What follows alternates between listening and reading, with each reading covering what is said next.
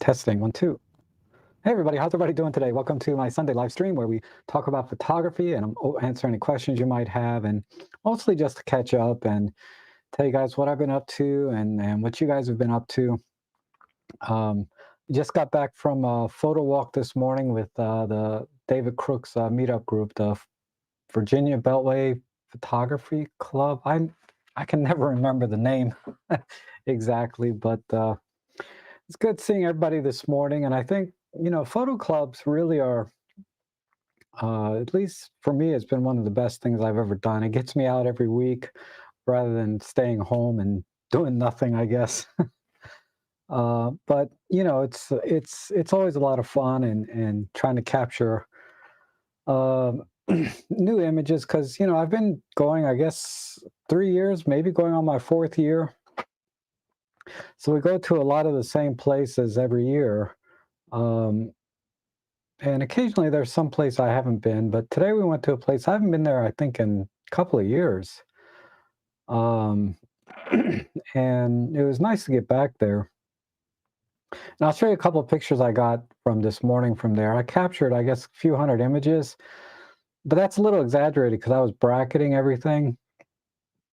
'Cause it was a sunrise, so it's very strong backlighting, right, of course. And even with the bracketing, I didn't really do a great job. They're not coming together as well as I thought. Speaking of wasting money, oh my God, I have so many cameras.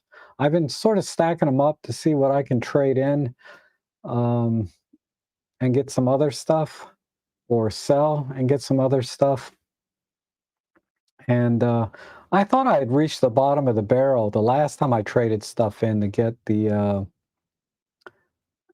of the Fujifilm equipment, because a lot of the Fujifilm stuff, I did a lot of trading and I got probably $5,000 worth of gear for like 2,000 altogether. Um, but I started digging in this little dry cabinet here behind me and stuff in the boxes. I'm like, man, there's some more stuff here I can get some money for. Ugh. But the problem is I'm not sure what I would trade it in and get, right? So I was looking at, I think I talked a little bit about this last week. I was looking at the Canons again because I can get a Canon R100 for like 300 bucks, right? With lens. And that's just a nice little compact camera because David Crooks, I borrowed his Canon 7D Mark II that he upgraded from. He upgraded to the EM1 Mark III and OM1, of course, but I had a few Canon lenses, and I was like, let me borrow your camera and see if it's worth keeping these lenses for that camera, or should I just sell everything and get something else? And I can't think of anything else I want. The only thing that semi tempts me, honestly, is that Olympus 8 to 25 millimeter, um, you know, f4 Pro lens, but it's kind of a big lens. It's a little bigger, I think, than my 12 to 40 Pro, which is a little unwieldy. Because I like to go with my Pen F, right? And the Pen F is good with like the 25 primes, the 45, the 1.8s. So I looked at the Panasonic Leica 8 to 18, which is, 2.8 to f4. And it's a little bit smaller than the 12 to 40 Pro, give or take, right? And I'm like, well, I have a 7 to 14 already. What do I need an 8 to 18 for?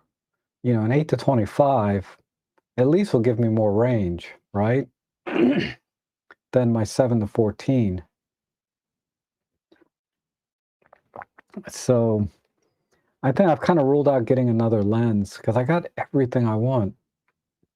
I'm semi-tempted by the 150 to 600 that's coming out, but I have a 300 f4 with the 1.4 teleconverter, and that's more than enough.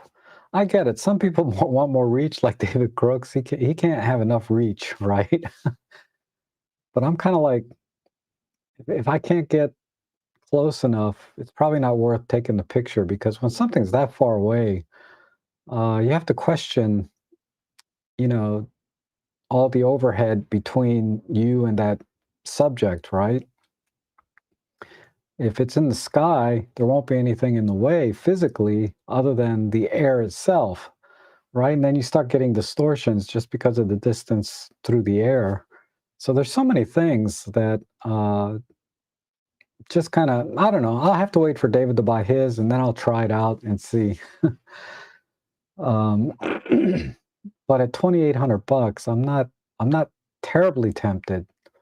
And the more I think about that lens, the more I question whether that's a good or bad deal or not, because everyone says it's the same thing as the Sigma, which is like $1,000 or more less, right? And essentially half the cost. And it occurred to me, who says that Olympus is the one making all the moolah on that lens, right? Maybe Sigma is charging OM Systems, $2,000 to produce that lens, because it's going to be a limited run relative to the 150 to 600 they have now. Probably fits a lot of different mounts like Sony, Nikon, uh, maybe Fuji, but those are much higher volume cameras, so they got to create a limited edition 150 to 600 just for OM Systems. And I can see where Sigma might say, OM Systems, if you want us to make a lens for you, you know, we're going to charge you this much. Maybe. I don't know. Maybe OM Systems is the one trying to keep the margins. But either way, you know, I don't think it's a terrible deal looking at the pricing of all the other lenses available for Micro Four Thirds in that sense, right? Um,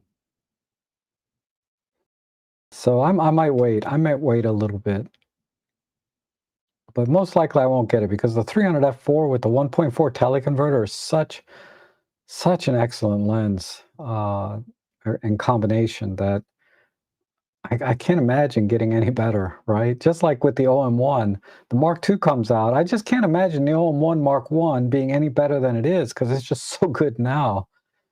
And believe it or not, yesterday I went into the community tab and I posted for sale my OM1, right? And I was going to include like 2 hours of individual tutoring with the sale of the OM1 to anyone who buys it. Hoping I could get a few extra bucks that way. But I immediately deleted it because even if I could sell it for, say, some reasonable cost, I'm still like $500 to $1,000 away, depending what I get offered for it, right? I'm thinking between 1,200 and 1,500, right? So I'm still like pretty far away from the price of a new OM1 Mark II. And all I'm going to get for the kind of shooting I would use it for is a bigger buffer, right? The Grad ND I wouldn't use that much because I'm not really a landscape guy, and the what was the other thing? There's a couple other things. Slightly better autofocus, right? Or maybe marginally better with the human detect. I'm not really a people person shooter. So there were just things in the camera upgrades that if I could do it for less than $500, I might, because the buffer being bigger would be helpful uh, for exactly what I like to do with my OM1, and that's shooting birds in flight. But more than 500 bucks, I'm like, ooh, that's a big nut to crack, right? But anyhow, let me check the chat section here.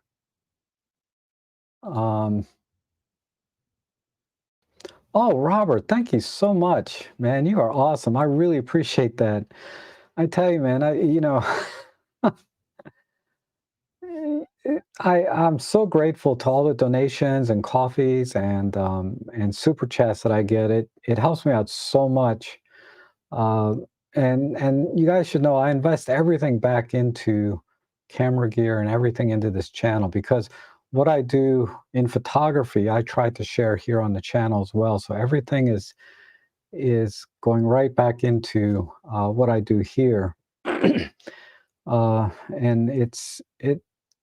like, and I'm so frugal with everything else.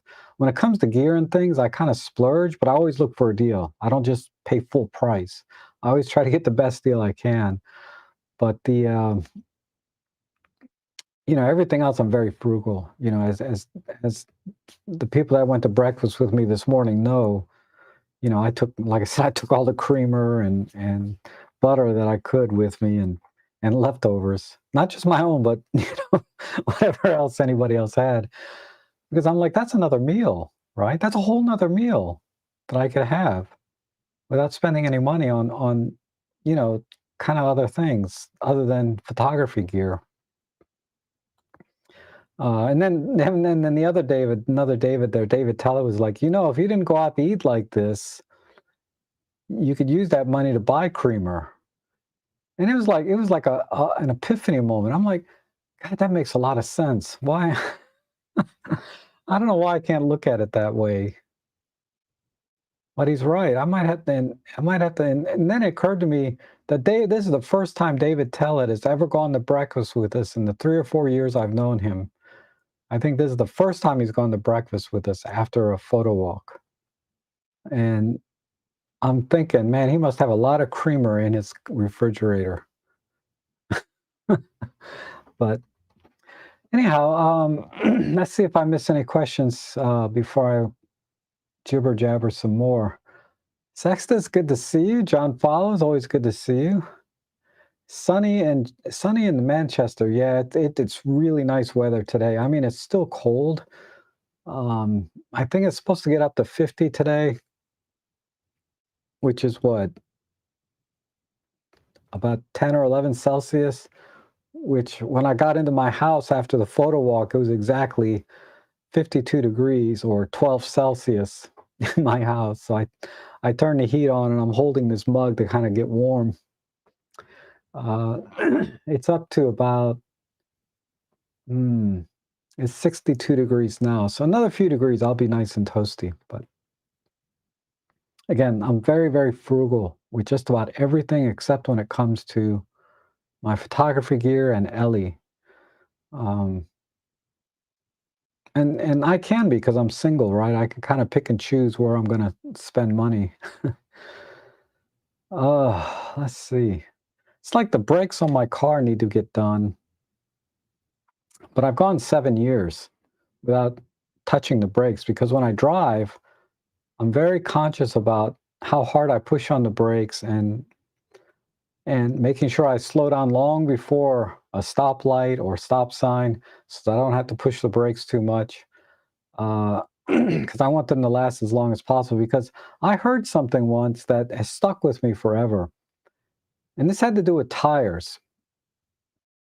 But the, you don't count the cost of the tires when you buy them, you count it when you take them off.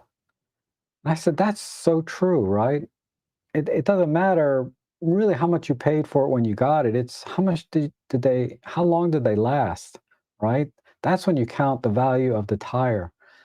And I went about 60,000 miles on my last set, and they were still fine, but I hit a pothole and popped one of the tires. And, rather than changing one tire at 60,000 miles, I said, let me change all four, and I can go another 60 or 80,000 miles maybe.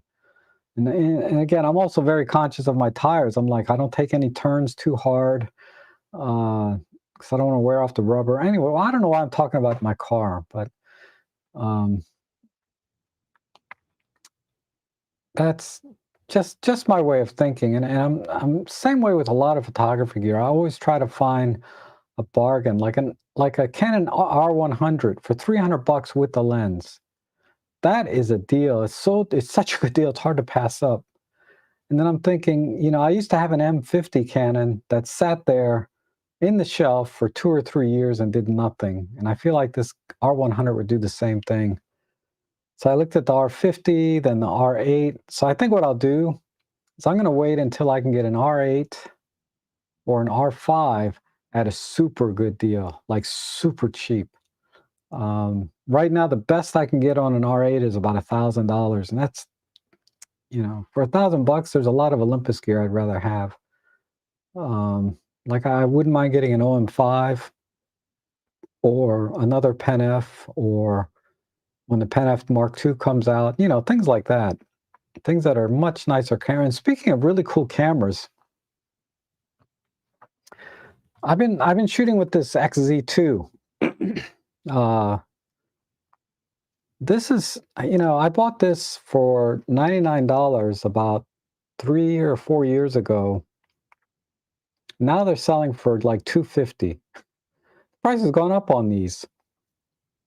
And when I started looking around for other small cameras like this, I noticed all of them are really expensive. The Panasonic GM series, the GFs, like the GF9, GF8, etc. The Fuji XE4, XE3, XE2, and even their entry-level models like the XA7 and XA5, those things are selling for about what they were when they came out brand new. They're still selling for almost full retail, used, after all these years. I just can't believe it. So that tells me there is demand for small compact cameras like this, for whatever reason, on the used market anyway. And I guarantee if they continued making small cameras like this, with the lens already built in particular, but they would do well. They would do well, and the used market will come down, and I can get me a cheap, GM1 or GM5, whatever, instead of, because I ain't paying, $700 or $800 for a GM5. That's just crazy. Or a GM1, they still want like $300-400 for a GM1. I mean, come on, it's like that camera should be $100. On the Olympus side, even the Pen PL8, PL7s, they're selling for a lot more than they should be. My EM5 Mark II, great little camera, still selling for what I paid for it for, brand new. I got it with a kit lens, the 14-150. I got that for $600 and some with the lens. I sold the lens off because I have the 40-150. It's good enough. I sold the lens off, so I ended up paying only about $400 for my EM5 Mark II, brand new. This guy right here. And I will never sell this camera. This is such, and it's still like mint condition. I could sell this and get exactly what I paid for it. I got a body cap lens on here now that's kind of broken, but it still takes pictures. But I use it mainly just as a body cap and not a lens. But I just don't understand the used market asking so much money for these little compact cameras everywhere. I just could not find a compact camera. That's why I was looking at the R100, because it's relatively compact for $300 and the lens, and it's a competent camera, right? But the R50 is a much better camera. I can get that for $500 with the lens included and warranty, not brand new like a refurbished one.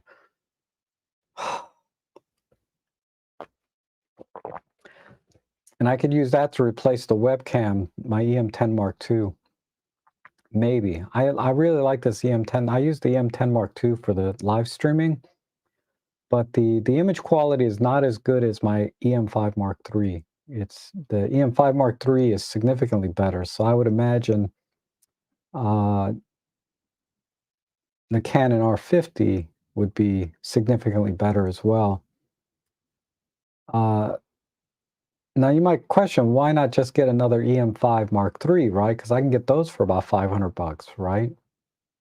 Without the lens, but I got plenty of lenses. But the problem with the EM5 Mark III, it's not a big problem. I have a dummy battery, but I'd have to power it continuously via a dummy battery rather than natively through a USB-C port like the Canon R50. And if I bought an EM5 Mark III, I'd want to use it. Like I use my EM5 Mark III a lot for my self-portraits, and I'm practicing some flat lay type photography. So I'm going to try and do some flat lay photography this week and tell some stories there. I got some ideas for that. And I'll do some videos on that because I think flat lay photography is an area I've never explored before. Certainly not on my channel, but personally, I've never tried it. So I'm going to do some of that. And I've been watching some videos and trying to accumulate some ideas about how to compose things, where to lay things, lighting, the normal stuff. And then there's some minor differences with flat lay photography than, say, regular, eye level type photography, and how you compose things and lay things out. You have to think about it kind of differently. So I found it very interesting and challenging. So I'm definitely going to do some videos on that. Because anybody can do that. If you have a table or a floor, you can do flat lay photography, right? Um, and yeah, I think I got some good ideas for that. Things I'd like to share with you guys that are more personal to me. Um, tell a story, that kind of thing. So we'll look for that maybe if we're lucky, maybe this week, but it'll probably be 2 weeks before I really get the hang of flat lay photography and be able to make a video that's at least semi-interesting or productive in terms of showing you guys how to do it, right? But maybe I'll catch on very quickly and just crank something out this week. I don't know. But I just started. I just started this weekend thinking about doing flat lay photography. Okay, Thomas is here. Good to see you. Um, Marco, hey, good to see you, buddy. Oh, let's see. Oh, that's great. Marco said you just started a local photo club in your town. 100 members so far. Awesome. Looking forward to planning some meetups. That would be great. You'll love it. It's a lot of work, though. Ask David Crooks. It's a lot of work, but it's awesome. I should do that. I should do a Facebook meetup group because David and we use meetup.com. I have a meetup group. I don't do anything with it. David has, I help David coordinate a little bit, like 5%. I might help David, if that. Maybe 1% is me, and the other 99%, David does all the work. But my group, I was trying to do online Zoom classes and things, and I don't know. I'll have to give that some thought. I still have it. It's like $100 a year or something. I forgot, maybe 200 a year to keep that thing going. So I might have to start doing something on that. If I do, maybe I'll announce it here on YouTube that you can join me live via Zoom. It's where you can all join in live with me instead of like in the chat section over here. You can actually be in person. Because it'd be great to see your faces other than just seeing you in the chat here. So Xmedia says Canon R1 has no IBIS, which should be considered standard. Canon starts with, yeah. Um, IBIS doesn't concern me so much anymore because I'm very conscious of my shutter speed. I get it, being able to handhold at slower shutter speeds can make a lot of shots. And I think in my main cameras, like my Pen F, my OM1, yeah, IBIS is essential. But in a little, kind of like shelf camera that just sits on the shelf 99% of the time, I don't think I care about IBIS so much. I can just keep my shutter speed up and the ISO will be higher, but it's okay. It's just a kind of a beater camera, the kind of camera that you can take out and not care about, but still enjoy the process. And also, there's a lot of people in the photo club that shoot Canon, and when they ask me to help them with their menus or their settings, I fumble a lot because I'm not used to the menus. And so there's kind of a side benefit of me being able to help people more if I shot with a Canon myself and became more familiar with it. And that's why I got the M50 originally, was to get more familiar with the Canon menu, but I never did. And that's my fear of getting like an R100 or an R50 is I'll start and then I won't, you know, do anything.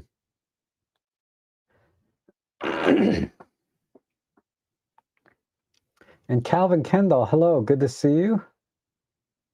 And Joe would be proud of you passing on. Yeah. Uh, System Church says, I have the Panasonic 8 to 18, excellent lens with built-in zoom. Just have to watch the fisheye effect on wider settings. Yeah. If it's not too bad and I can correct it in post, I'll be okay with that. But I'm leaning, like I said, I'm leaning towards the 8 to 25, and then I can sell my 7 to 14 to kind of offset the cost. Because I saw an 8 to 25, somebody was selling theirs for like $560, which is a steal, right? And I could sell my 7 to 14 for maybe $300. And I think that would be a fair trade-off, right? To get a little bit more reach and a much better lens optically than because I have the Panasonic 7 to 14 f4. 8 to 25, I guarantee, is a much, much better lens. Particularly with handling with flare and stuff. I think that would be a fair trade-off. So I don't know, I might have to do that. And then Sex says 8 to 25 is very useful, especially in video, but it is most massive. It is big, right, of the f4s? That's the only thing that's holding me back a little bit.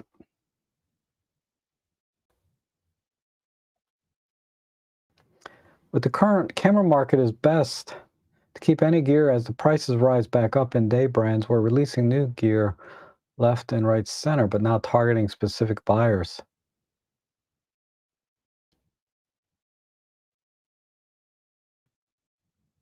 It's best to keep, yeah. On the flip side, it's a good time to sell, right? Because prices are kind of high if you're looking at another camera. But it's hard to buy another used camera because any increase in price you get on your own gear is offset because the prices are increased on the gear that you'd be getting. Ugh. There's also the Olympus Coatings development for compatibility, Sync IS, and wild inflation. Yeah, I assume you're referring to the 150 to 600. There's definitely, yeah, there's definitely a lot of overhead. I'm sure it's not just a Sigma, rebranded Sigma. There was a lot more engineering that went into it than people might give it credit for. Uh, but at the same time, I wonder why Sigma didn't just make a 150 to 600 for the OM system mount, micro four thirds mount. And maybe they just figured there wouldn't be enough volume. But then when OM Systems approached them, we want that lens, why don't you make it for us? They might have haggled a bit and said, rather than make us make one in that mount for you, why don't we do a joint venture and make one with your own brand, yada, yada. I don't know. I really don't understand because Sigma might have said it's too much work to get it to work properly with the OM system IBIS.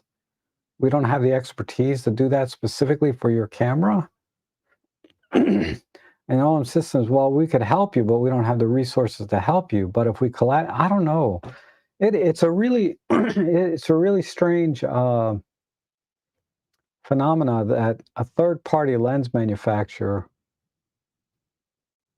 wouldn't make their own version of that lens. I mean, I know it's done all the time, like Tamron makes some lenses for Nikon, and they're Nikon branded lenses, but they're really just Tamrons. Optically speaking, there's like, again, there's probably more engineering that went into it to make it work well on Nikons, but I don't know. But you know, Leica and Panasonic are like this, right? And the Leica lenses are fabulous. Oh my God, they're so good. If the 25 f 1.4 Pro, I'm not Pro, 25 1.4 Leica is any indication of how the other Leicas with Panasonic are, I'm sold. I was looking. That's why I was looking at like the GF9 and the GM series, and also I was looking at a GX85 again. But I didn't like that camera. That it was a great camera, but um, if I'm going to go that size, I'd rather go a little bit smaller.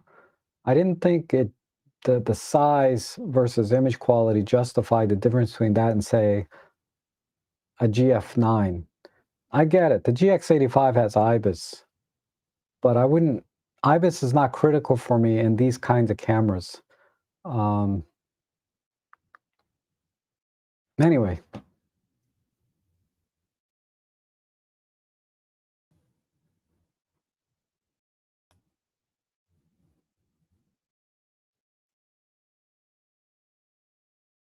and the one lens is not on my it's not on my wish list. Too large, bulky, and heavy for me. May as well use the 1.4 TC and the 100 to 400. Yeah, David Crooks has that combination, but he's still tempted by uh, the 150 to 600. So I think maybe it's because it may be a better maybe sharper. I don't know. We'll have to wait and see some more comparisons between, online and see what people say. Is the 100 to 400 with the 1.4 TC make more sense than getting a 150 to 600? Um, we'll have to wait and see. I don't know.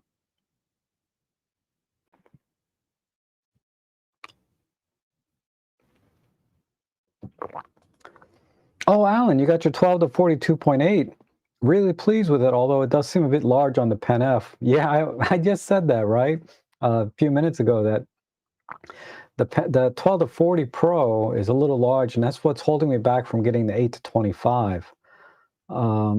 It does feel a little bulky. That's why, like on my Pen F, if I'm going to use that lens, I got this grip for it. This is made by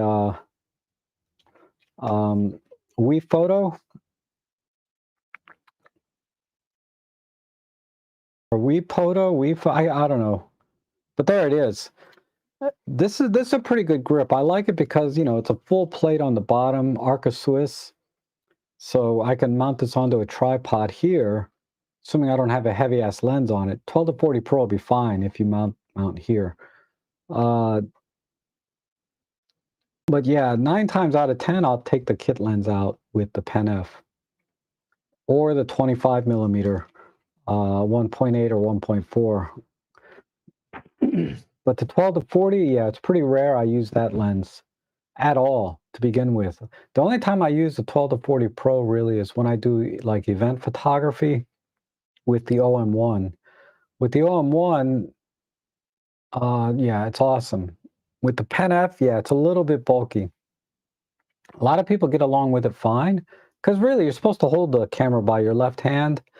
Uh, and in which case there's not really any problem with balancing and if it's technically you're supposed to hold it this way, but a camera can still feel out of balance, right? Because a lot of times you are holding it just one-handed, even if you're not taking photos. If you're not taking photos, you're holding the camera in one hand, and that's when it feels kind of awkward and out of balance.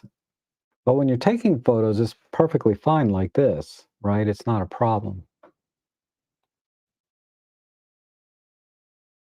But that 12 to 40 Pro is awesome lens. I think I don't think you'll have any regrets with that lens. I I just personally I just rather use a kit lens because of the size and weight. But if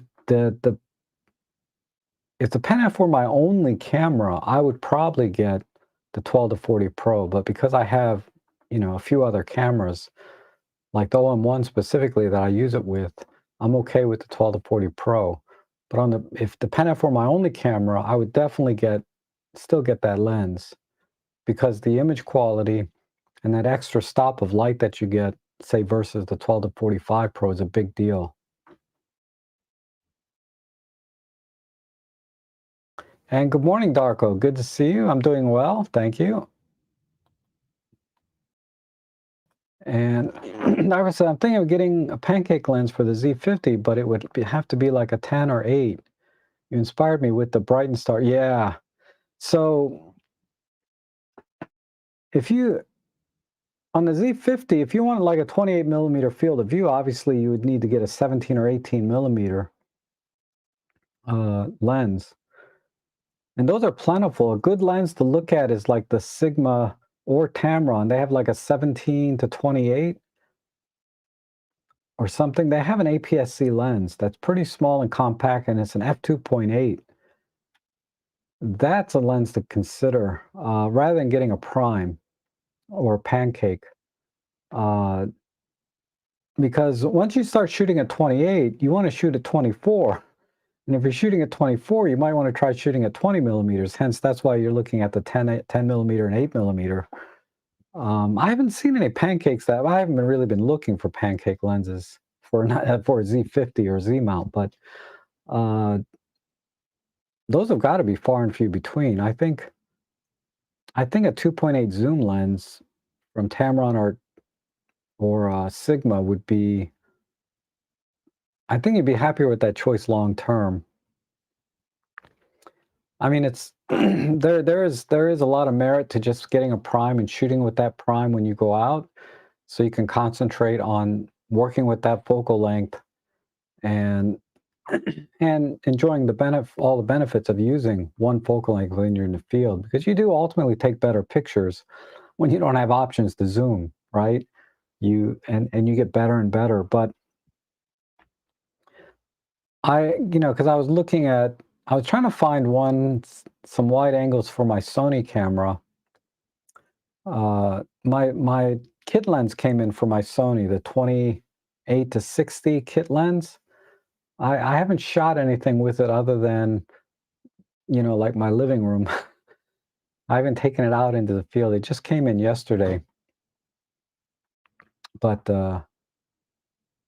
and I got a good deal, $225 all in. No tax, no tax, shipping, everything. 225 bucks, brand new. It's an import model, but man, you can't even buy a used one for less than 300 bucks, maybe 280 bucks, but this one, brand new. No warranty, nothing, but I rolled the dice a little bit on that. But so far I'm pretty happy with that. But I was looking at like the 17 to 28, 2.8 full frame for my Sony camera. Then I would have 17 to 28 covered, right? Because sometimes shooting really wide is a lot of fun. Like I shot with that 9 millimeter f5.6 for the Sony. My God, that thing is so wide. Wow. But I'm probably going to sell that lens because it sells retails for like 480 bucks. So I could probably sell that for like 350, all day long. I don't know. We'll see. And hello, Vermis. Good to see you. Thank you for coming in.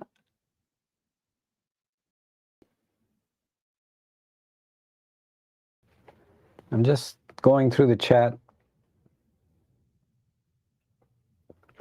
My God, there's so many messages here.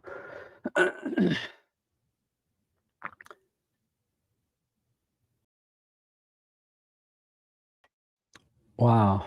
Okay, here's a question.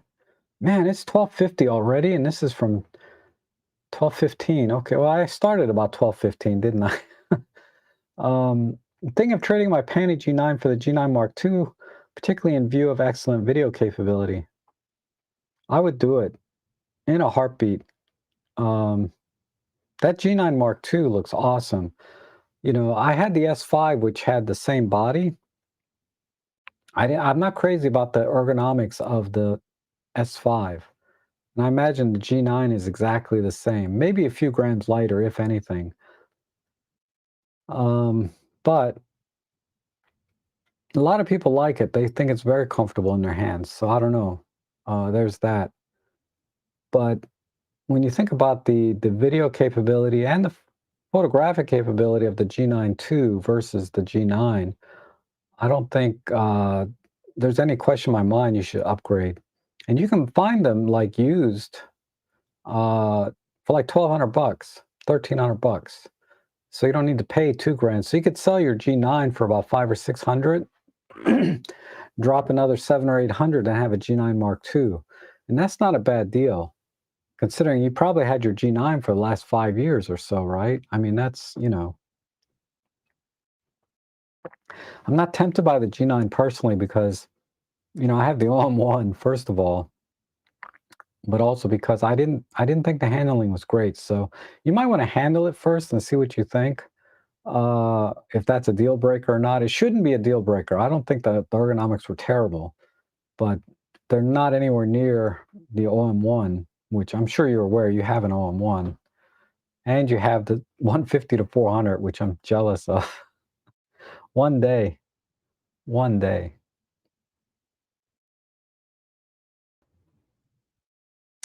And Peter Hurley, good to see you. Very, very, very similar name, if not exactly that name of the other Peter Hurley, the portrait photographer guy. Um, Either way, it's good to have you here. Let's see. Hi from Riverview, NB, Canada. I have been an Olympus shooter for over 10 years. All of my cameras were purchased used, as were my lenses. I'm not in the financial situation to splurge. I know, right? I wish I had the money to just buy any camera I wanted. I would definitely get OM1 Mark II in a heartbeat. I would also get a Leica like M11, and I would get that Hasselblad, you know, and probably a Fuji GF 100 Mark II and all kinds of other stuff. And then I'll have to get a safe or a vault for all my cameras because it would just be so much.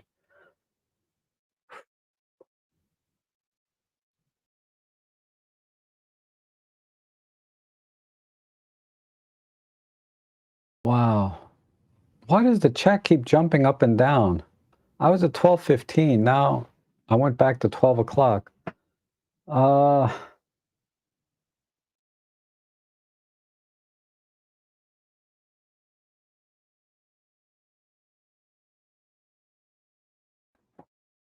Use a fast SD card on one camera, which makes a significant difference with buffering and download the speed. Yeah, definitely I have a V90 card, UHS-2. It's very fast. But the situation, right, where I ran into a problem was, I was tracking a hummingbird. And I think we talked about this last week. I was trying to capture the hummingbird just as the beak poked through the water, and I missed the shot because the camera started buffering right there, and it dropped down to like 5 or 6 frames per second instead of 50, right? And I try to burst, right? I don't just mash the shutter button down. I try to burst so that the buffer clears, along the way. But oh well, I missed the shot.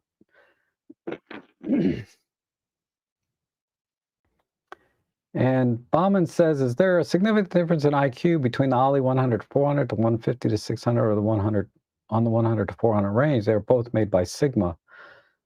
I seriously doubt it. I guarantee they're going to be optically the same. I don't have, obviously, either of those lenses to tell you personally, but there's just no way because I've compared the 100 to 400 against my 300.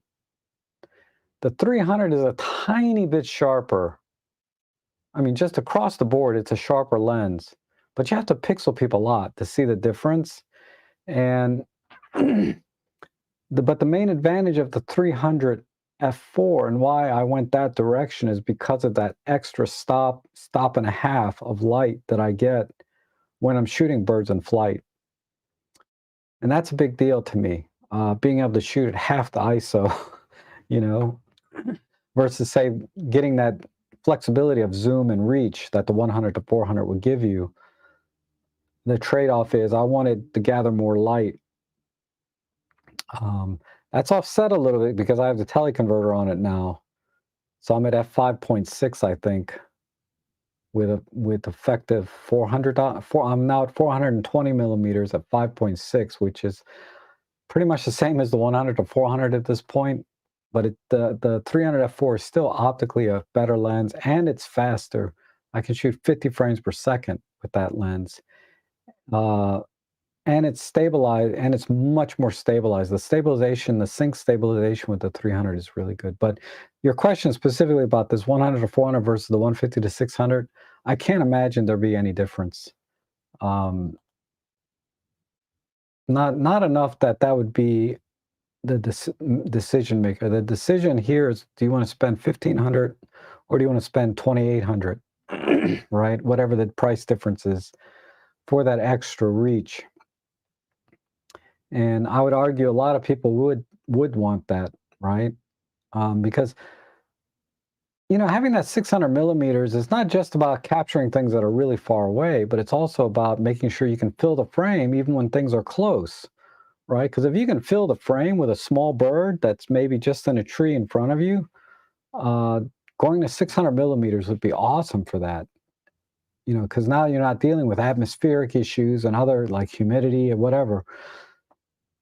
You're shooting at a relatively short distance, but filling the frame with the subject, and you're going to get some amazing shots at 600 millimeters. And I can see why that would be very tempting to a lot of, wildlife bird photographers. Is not only the extra reach in terms of, things far away, but that being able to fill the frame more with objects that are close up.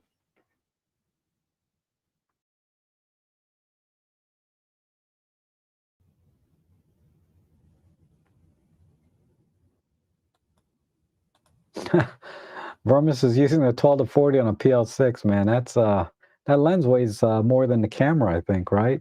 Because the camera is only 300 something grams, and the 12 to 40 is closer to 400 grams. If not more, it's the same.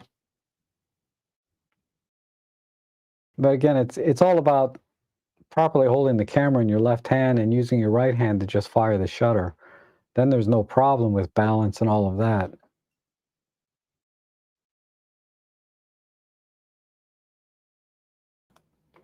I just got to use Panasonic 14 to 140. Very good lens. Yes, I've only heard good things about that lens. Panasonic is doing really amazing work. It's just a shame the IBIS is not compatible. Because a lot of their lenses have IBIS or stabilization in them, and it doesn't sync with the IBIS in the camera if you use Olympus. And that's another reason I'm thinking about a Panasonic camera. I don't want to drop 1,300 bucks on a G9 Mark II, but maybe a G85, kind of that range, then I would be okay. But I don't know. Panasonic, other than the G9 Mark II, I mean, the original G9 is tempting because you can get those pretty cheap now. Gas is a terrible thing. I don't need any cameras. I only need a Pen F. But I got all this other gear, right? Or honestly, all I need is this XZ2. Let me show you some pictures from this morning. Let me get through the chat real quick and I'll show you a couple of images. It's just amazing what can be done with this camera. It says here, with manual shift, I always drop gear to slow down and minimal brake. Oh, going back, wow. Now I have a smart and best option is to use manual shift as appropriate. I know there's not many manual gear shift cars here in the US. It's very rare. I mean, there's a Miata, and that's about it. And I wanted a Miata so bad a couple years ago. I just couldn't do it. Now I definitely can't do it. I just don't have any money. Uh, and now that my Mazda's paid for, I have no car payment, and that's really kind of the deal breaker now is do I want to get into a car payment situation again? Oh, but yeah, I could potentially drop gears with the automatic transmission because it has the manual mode. But that puts a lot of strain on a manual transmission that it's not designed to do. You can do it in emergency situations, but generally speaking, automatic transmissions, you don't want to stress them by downshifting and running at high revs to break the car, to slow the car down, right? Um, because I destroyed a transmission that way once. I was in my Jeep. It cost me $2,700 to fix. Because I was in these mountains, right? The Shenandoah Mountains, where there's a lot up and down, and I didn't want to overheat the brakes, so I would downshift it the automatic transmission. I would downshift it, and about 30 minutes on my way home, as I was downshifting, my transmission exploded. Oh, that was not a fun night, let me tell you.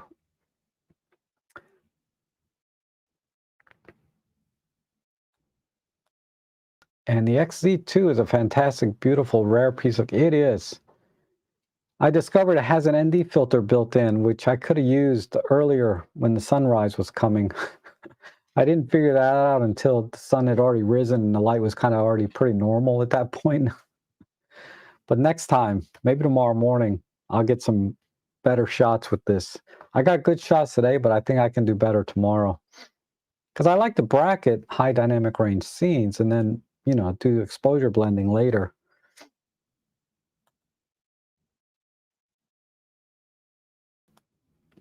Yeah, Wayne, I think you mentioned that in one of the comments. The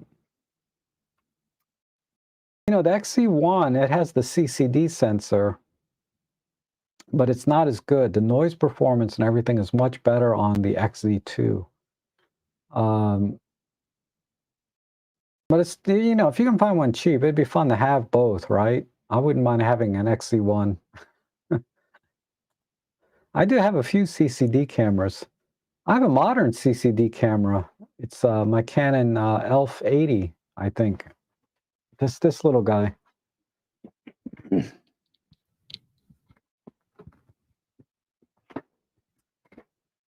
PowerShot. Yeah, this is a PowerShot ELPH 1. Oh, I turned it on by accident here. But this PowerShot ELPH 180 is a CCD camera.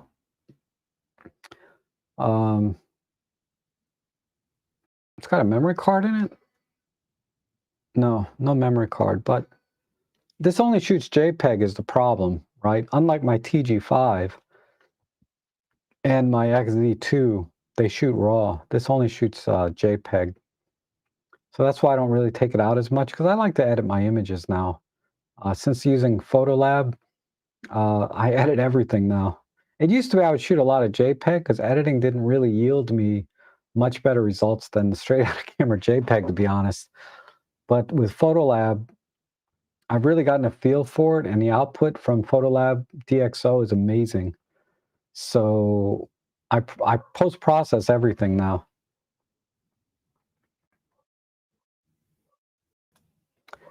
And hi from Thailand. And I think you mentioned earlier, this is only your second time, so good to see you again. I appreciate you coming back. Says, Rob, I have an EM10 Mark III and a Lumix G85. Lend me an old camera that's an upgrade of my cameras. I'll vlog the experience, trade it for a learning experience. Okay. The G85 is an interesting camera. I was looking at some EM10 Mark IIIs and stuff, but I'd rather have an EM10 Mark II. So I was looking at EM10 Mark IIs, and they're selling for like $400. An EM10 Mark II, that should be like a $100 camera. you know. But a lot of cameras should be like $100 now and not $400 or $500. It's ridiculous.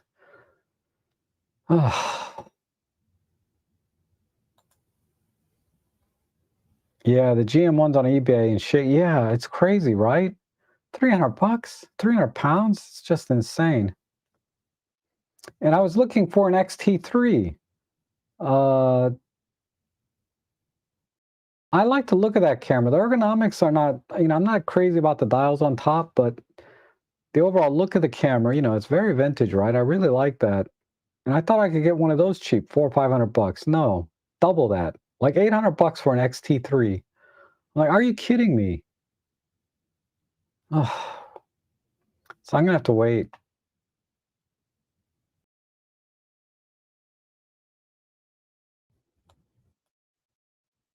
And the Sony HX50 and HX60 is double the price for exactly the same 10.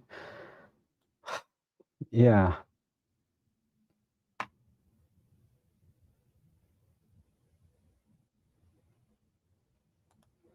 And further comment on the Panasonic 50-200 lens following last week. Tried out I used 50-200 on my G9 and the AF was hopeless. May have been the lens. Any comments? I don't know. I mean, you figure that lens came out with the G9 or they were available at the same time. You would think they would work well together. The 50-200 is very tempting. That's a lens I should look at. Of course, they probably want too much for that too. Let me look real quick. Panasonic 50-200. 880 bucks, $1,100.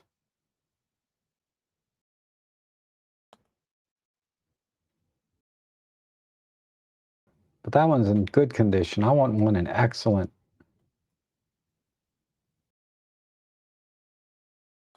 So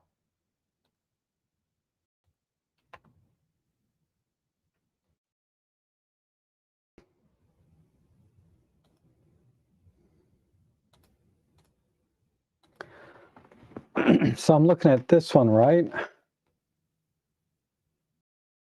1149. Let's see what else they got. I only have one. That's crazy. I don't know. I don't know if that's worth it.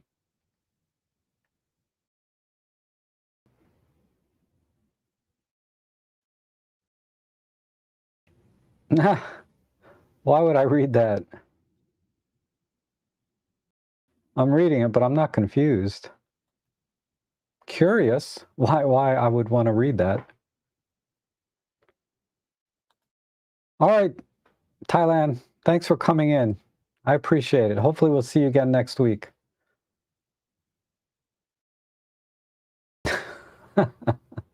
That's hilarious.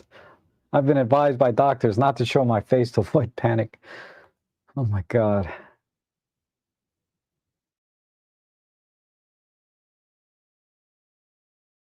And let's see.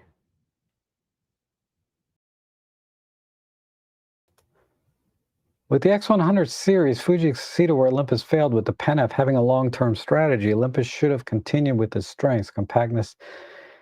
Yeah, I wish they could. I wish they could. I mean, it's a tough call. Now that they're a private company, maybe they can. I think the idea is that the camera market seems to have stabilized. If you believe what you see in the charts and things for camera sales, they seem to have stabilized. So now maybe they can start to take some risk outside of their comfort zone, which is wildlife photography, right? Because when the market was just declining, constantly declining, you don't want to expand your line and that's basically like throwing mud at the wall and see what sticks. You just don't they just don't have the resources to do that, like Sony and Canon that are just throwing mud on the wall and seeing what sticks. I mean, come on.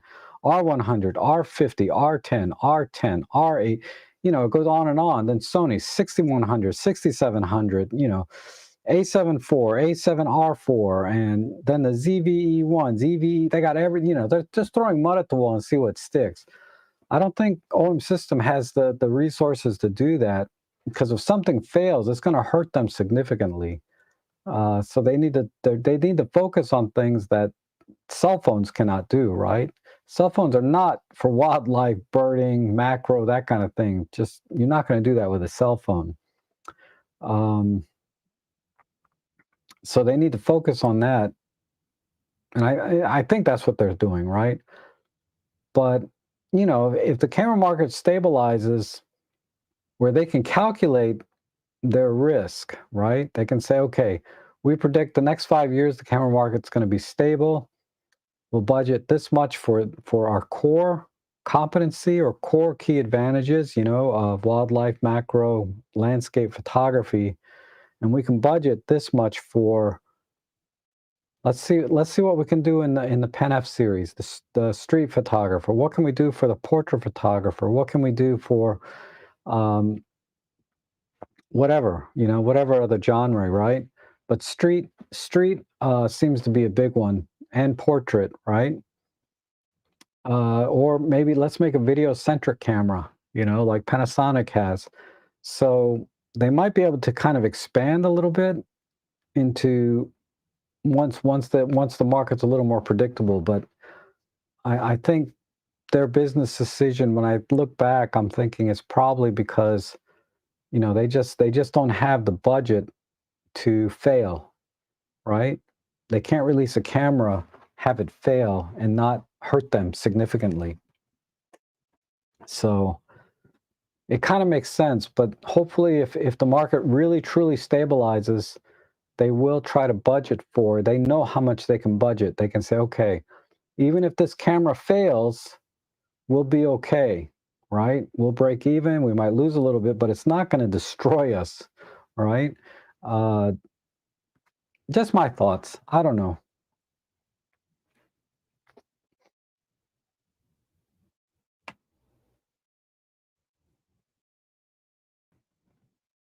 And shooting with the Z5 Street ISO 8000 for cloudy day gave me the film grain look I want. Yes. I shoot like 25,000 ISO on my Pen F. The grain is amazing.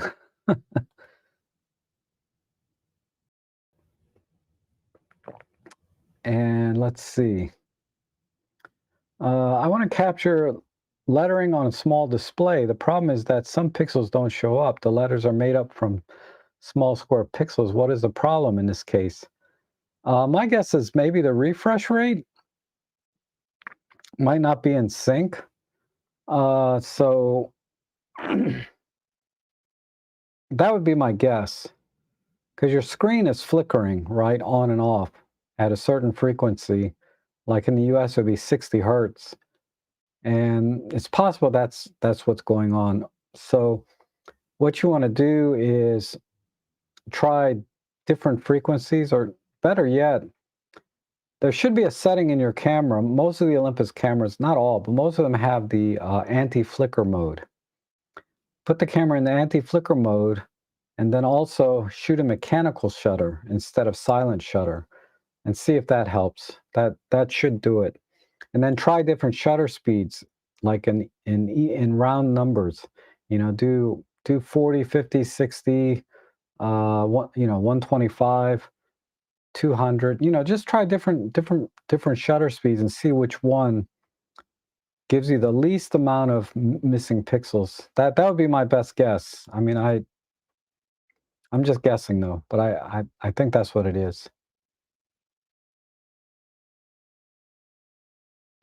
Speaking of cars, which of the Fast and Furious movies fan chase is your favorite, and would you cosplay as Vin Diesel?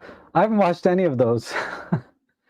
uh, I It's just not my kind of genre of movies. So I haven't watched any of the Fast and Furious movies, so I couldn't say. I wouldn't even know what a Vin Diesel cosplay would look like. I'll have to look.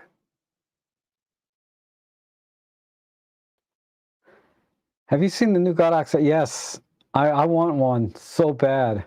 I mean, but it's $89. So I'm like, and this is the frugal part of me coming out, right? I'm like, I have the X Pro. I have two X Pro triggers, right? Do I really want to spend 90 bucks to have a smaller trigger that functionally is not as functional, technically. It's harder to read, but it's small compact, so I could probably take it out and use it for everything. So I don't know. I'm it's definitely on my short list. I'll probably get one within the next 30 days, but I'm kind of holding back a little bit right now because I'm like, I don't really need it. I have the X Pro triggers. I don't really need a tiny one, but I want one. And 90 bucks is not that much, right? In the scheme of things, but I am tempted, very, very tempted.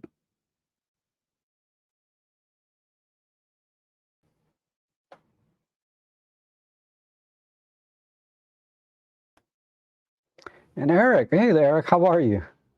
And thank you so much for the recent donation you made. I really appreciate that.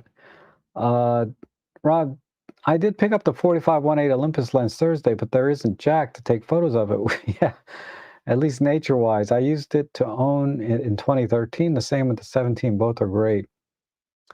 Yeah, well, put an extension tube on the 45 and you can do some pretty decent macro with it. Um, because it doesn't have a very close focusing distance to begin with, but when you put the macro extension tube on it, your close focusing distance, you can get a little closer, you can fill the frame. It's a really good focal length for macro. I prefer the zoom lenses, like the 14 to 42 or the 40 to 150 kit lens is the best lens to use with extension tubes. Uh, but if you want to use it with a prime, because you get f1.8, right? You can put that on a 45 1.8 and focus stack with extension tubes or focus bracket at the very least. You're not going to be able to stack in camera, but you can focus bracket and stack later in post. The 45 1.8 is actually a really good lens for that.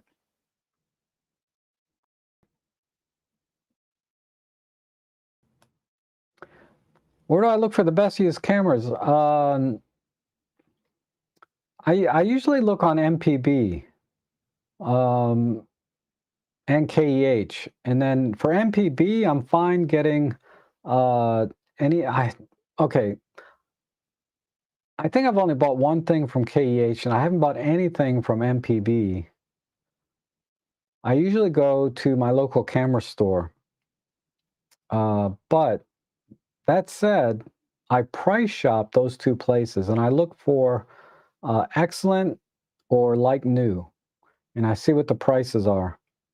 And that's what I use to compare with anything that I can find at the local camera store.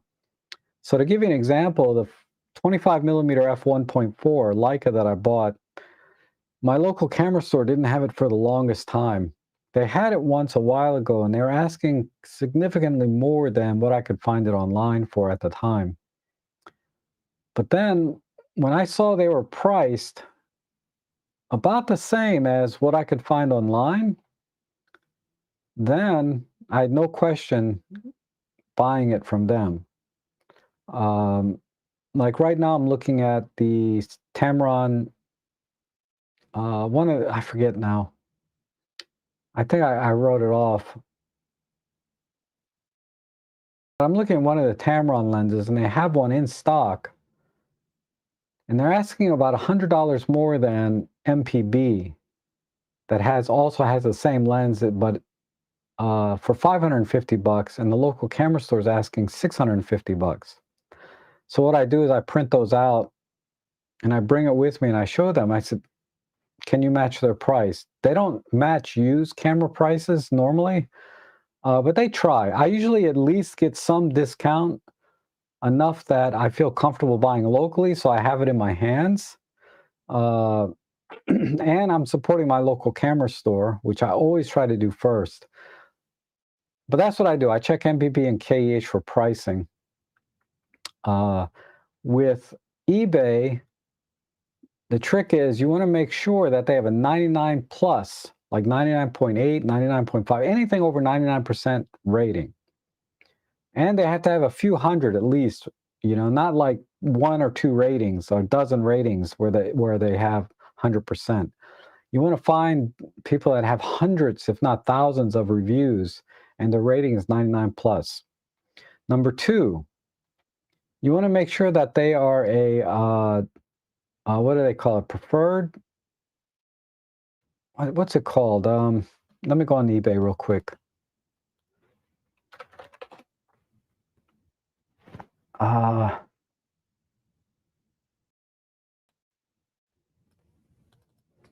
just share it here with you.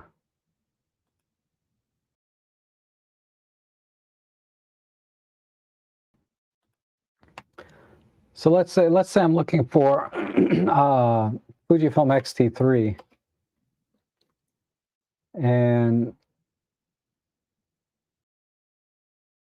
see, like I would not buy this one. 0 rating, 0%. I would not buy from there.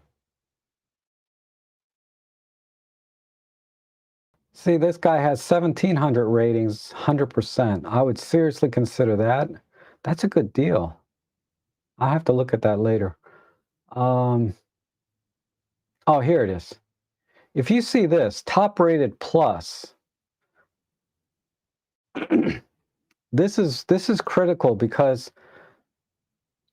to get that, because I used to sell on eBay a lot, to get this status and maintain that status. I think I had that status. They may have called it something different back then, but I had a certain vendor status that I had to be very conscious of, because if I got one negative review or one dispute, like not accepting a return or complaint, that rating was at risk. And that rating is not just the title.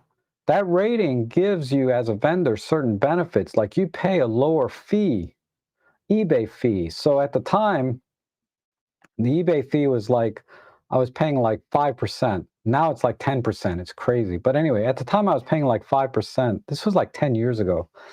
But I was paying 5% fee. But because I had a top-rated status, I got a 3% fee, right? So maintaining that status, there's a huge financial advantage to maintaining that status.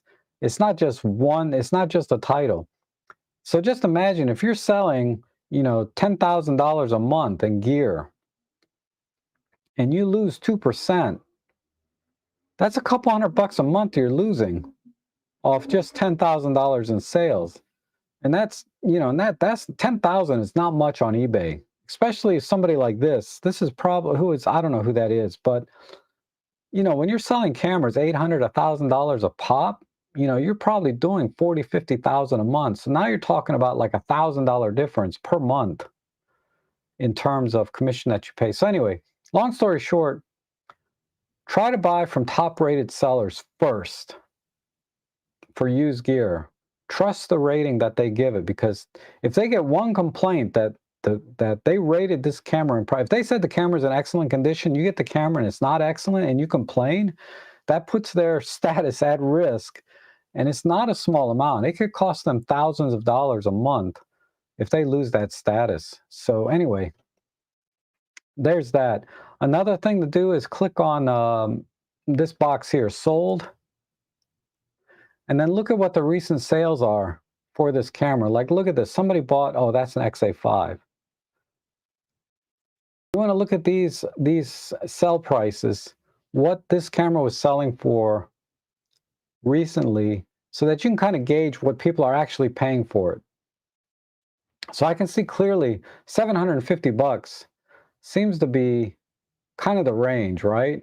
If I were to look at an average. I mean, there's a couple of outliers, like this is 677, but maybe this is in bad condition, right? I don't know. But if I can get one for $750 or less, an XT3, then that means I got an excellent deal, right?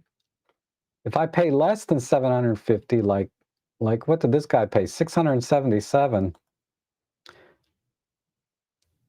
And I don't know what the condition is. This looks like it's in, man, this looks like it's in, this guy got a deal. The other thing you have to be careful of is when you buy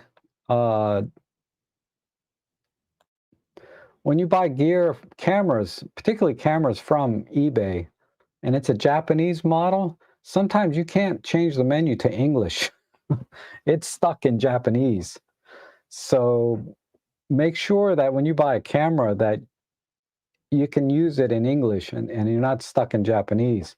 And that's the irony is when you look at the, let me look at this same camera.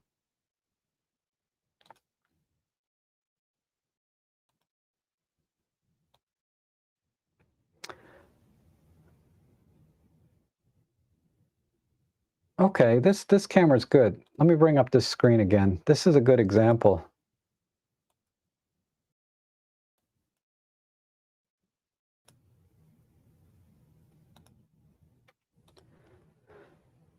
This they showed you specifically that you can change the language. So they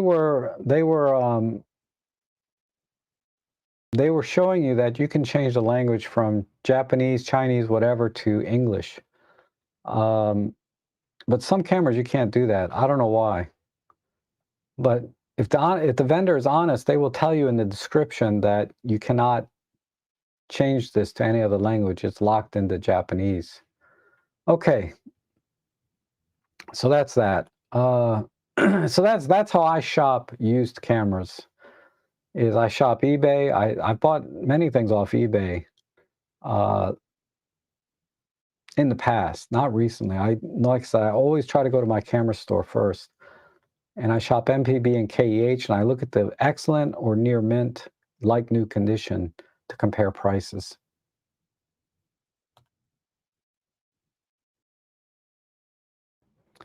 And speaking of Panasonic, should I buy the 25 1.7? I have an OMD M10 Mark II with a kit lens. That's a tough call. I'm not having any issues with my 25 1.7, but Robin Wong and Maddie Salanto have both reported that they're getting back focusing, right? Like it's not focusing properly, specifically at f4. Because that lens, you can get it for like $100 used, right? 150 new if it's on sale, which is an amazing bargain. But I've heard too many people complain about the back focusing issue with that lens, even though I haven't experienced it. So if you can, with your Olympus camera, I would recommend buying a used Panasonic 25 1.4. If you can wing it, you can find them for $250 all day long right now.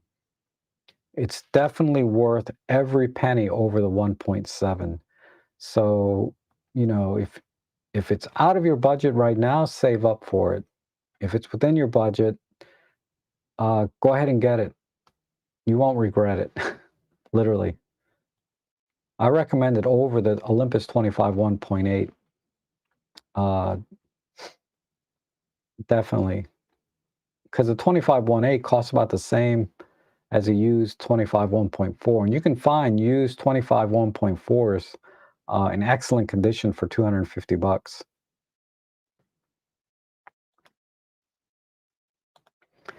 And Andrew says, I have the 45 1.8 but never use it. Haven't found a use case for it. Would like to film with it, but its minimum focus is a couple. Yeah, the minimum focus is a problem, right?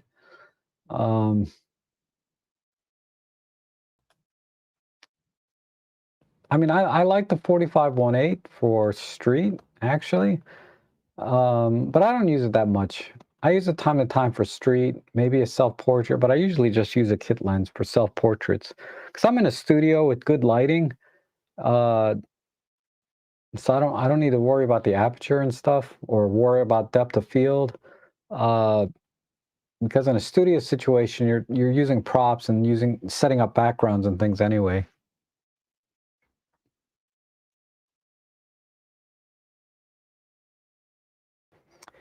Ooh, yeah. I hear that's a great lens. Somebody in our photo club has one, and she loves it. And it's a little bit more compact, I think, than the Olympus version.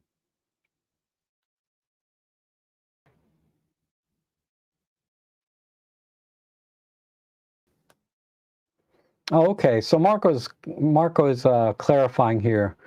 You get more reach, better stabilization. Yeah, stabilization is key with very long lenses. and gain a stop of light with the 150 to 600 versus the 100 to 400 plus TC. Okay, so that makes a lot of sense why you, because that stop of light specifically is a big deal. The stabilization is a big deal if you're shooting like birds on a stick, where you can lower the shutter speed down, then the stabilization is critical. Or if you're doing video, right? For birds in flight, you're such a high shutter speed anyway, or you should be, that stabilization, I turn it off a lot of times. But you don't need stabilization when you're like 1/2000th, 1/3000th of a second. But for everything else, that is critical. And there's a lot of things to shoot at 600 millimeters other than birds in flight, right? So that is critical to stabilization. And that extra stop of light above all else. Definitely. Thank you, Marco. I've been looking at that lens very closely, so I haven't, off the top of my head, I couldn't say the things you just did now. And then probably the high R&D or MFT 150 to 600 doesn't warrant marketing MFT Sigma. Doesn't warrant making an MFT Sigma. The user market for 150 to 600 is probably a relatively niche group of photographers before. That's true.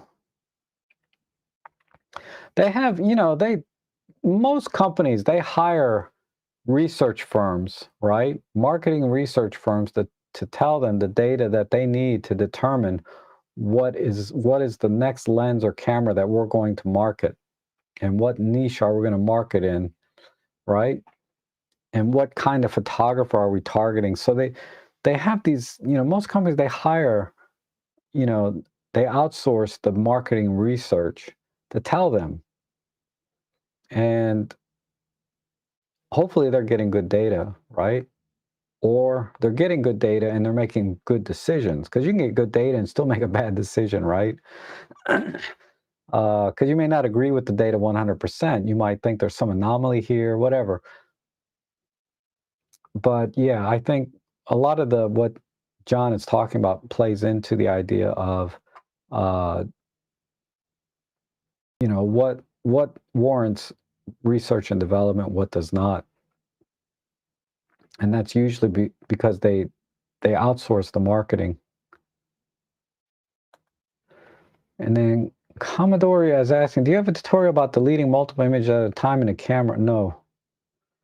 Manual not making sense to me, maybe just not helpful enough. I think I do have I haven't done it in a while, because usually I just delete in the computer now rather than in camera. What I do, okay, this is what I do. I think there's a way to do it opposite, but what I do is I star rate the images that I want to keep. So let's say I do a burst shoot, pro capture, whatever. I've got like 100 images that I just took. Then what I do is I go in and I put a star next to the ones that I want to keep, and then I erase all. Okay, you can erase all without erasing the ones that have the stars on them. And then I'd go for the next shot. Now, sometimes that's not possible because things are happening fast, right? You got a kingfisher flying down this way, you burst shoot that one, and then, a great egret comes in flying. You shoot, sometimes you're shooting, you might get through 400 or 500 shots, and you don't have time to go back and star rate, the individual images that you want to keep and then erase all. So I don't have a good answer, but I do have a video where I think I addressed this. And when you look at this video, I recommend you look at the comments, because people leave really good suggestions of things that I may have forgotten or left out in the video that are very helpful, right? So you can watch this video I'm going to point you to, and you can also read the comments underneath that video by the people. And I don't get a lot of comments on my videos, not like hundreds and thousands. Usually it's like 20 or 30 comments. So it's easy to go through them. No, let me see. It's called I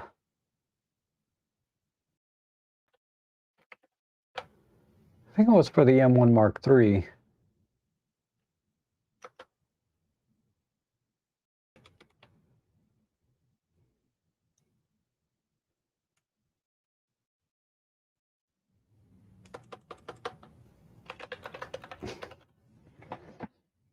Nope. Oh my God, I'm having trouble finding it.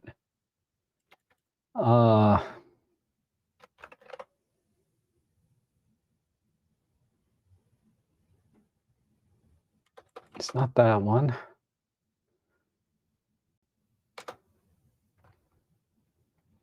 What did I call?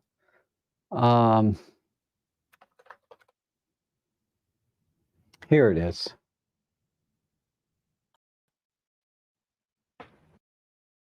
It's episode number 375.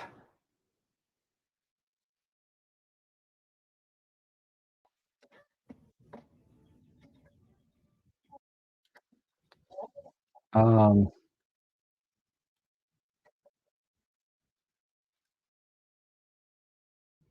it's this video here. Ah, man, I think I'm like 180 pounds in that video. I'm like 30 pounds lighter now than I was in that video. Um, but When this I'm this out in the video, field and I'm doing my birds on flight look at photography and that I'm fat take, guy in I'm there. using pro capture, I'm shooting at 50 frames per second. I can Man, I take just didn't care about thousands, anything of back then, I images guess. I in a don't single know. shoot. It's not uncommon to have 3, 4,000 But I'll put a images, and I link in know I've come home the with chat for you. 8,000 images on my SD card, and then I have to load all of those into my computer and sift through them and manage. But yeah, it's episode number 375. Watch that, read the comments also, and see if there's some more ideas there.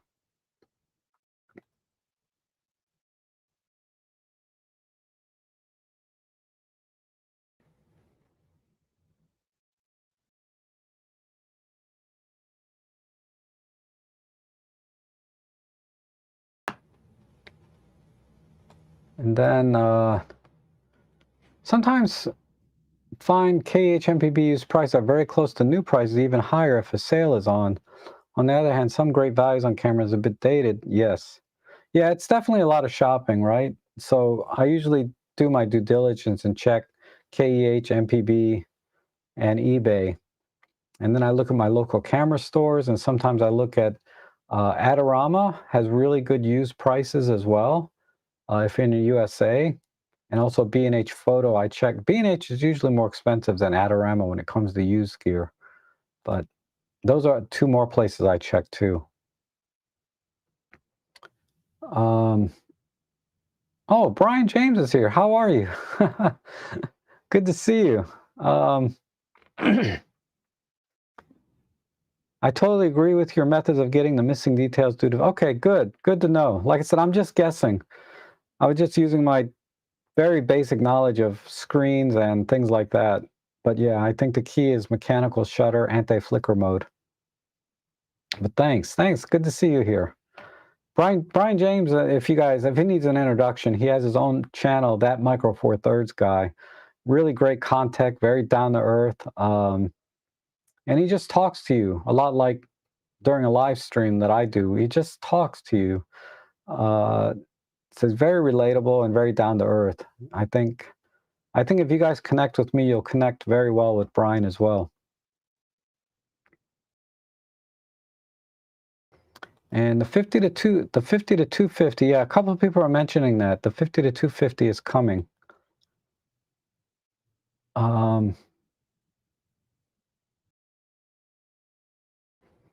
If OM wants to make a street type camera Pen F2, they should do like X100, go fixed lens and bigger sensor. Sure, it's not Micro Four Thirds.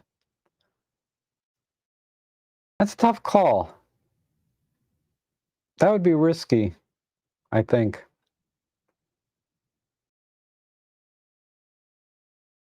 I think because the GR3 does that, the X100, they'd be competing with them. right? And that'd be a tough market to crack. I think they need to come out with something unique on their own. The Pen F was a very unique camera, in my opinion, and wouldn't compete directly with those other two cameras because it's interchangeable lens, but it would definitely take business away from those two, or it should take business away or some market share away from them for people that want a compact, fancy, stylish camera, but they want an interchangeable lens. Because think about it, Fuji had the XE4, which was a nice, tiny little rangefinder camera, but it didn't do as well. On the used market, it's kicking butt. It's amazing how much they're asking for those.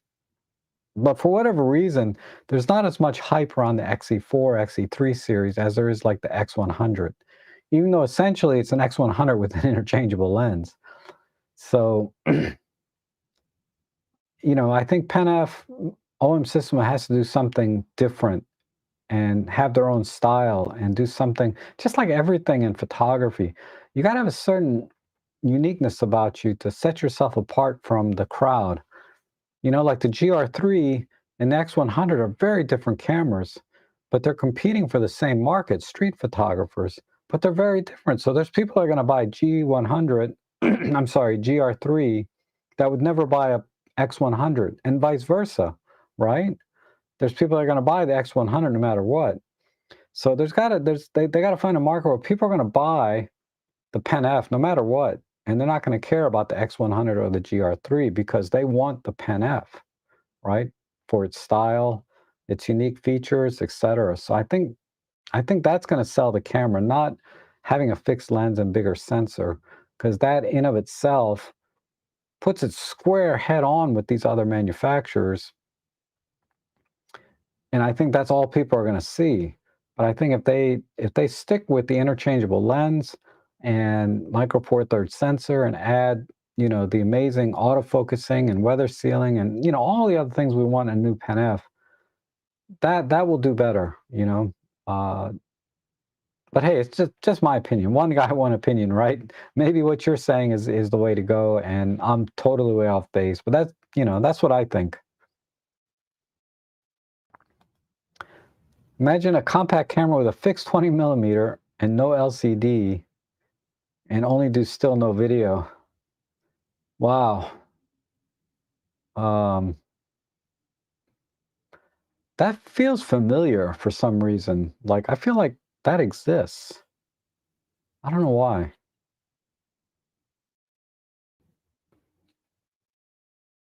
But that would be crazy.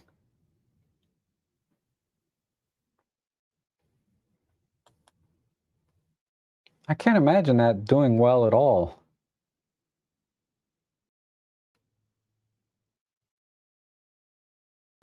I'm trying to think, where have I seen a camera like that? It's probably a Leica, because there's a Leica out there with no rear LCD, but I think it's still interchangeable lens. I think it's an M mount camera. Anyway,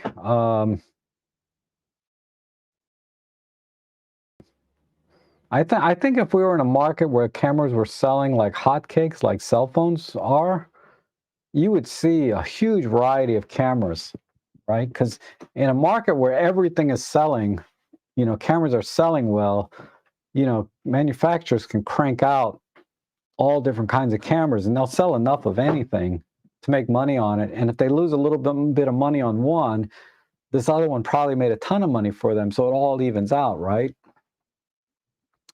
Um,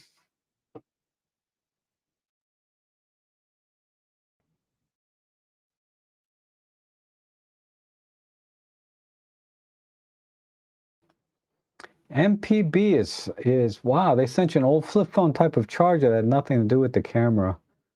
They led me on for 2 or 3 months and wow, that sucks. Now, I'll tell you what though, I bought a camera from Used Photo Pro. It's a camera shop here in the US, not local to me, but they're not, they're in the US.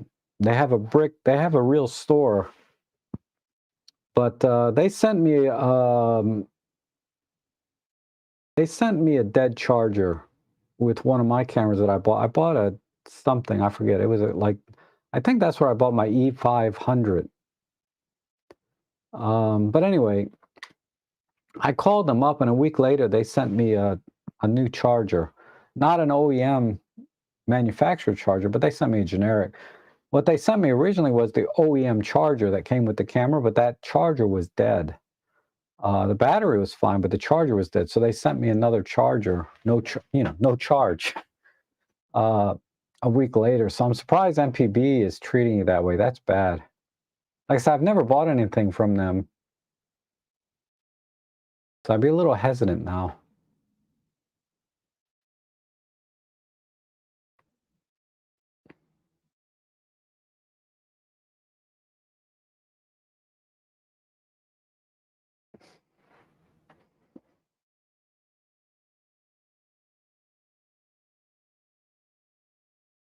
Okay. Just catching up on the chat. I think I'm caught up. So Valeria says, rather than releasing a 150 to 600 for full frame, a niche product for a few people, I would have preferred that OM system make weather sealing 1.8 lenses. The holy trinity for the greatest. Yeah.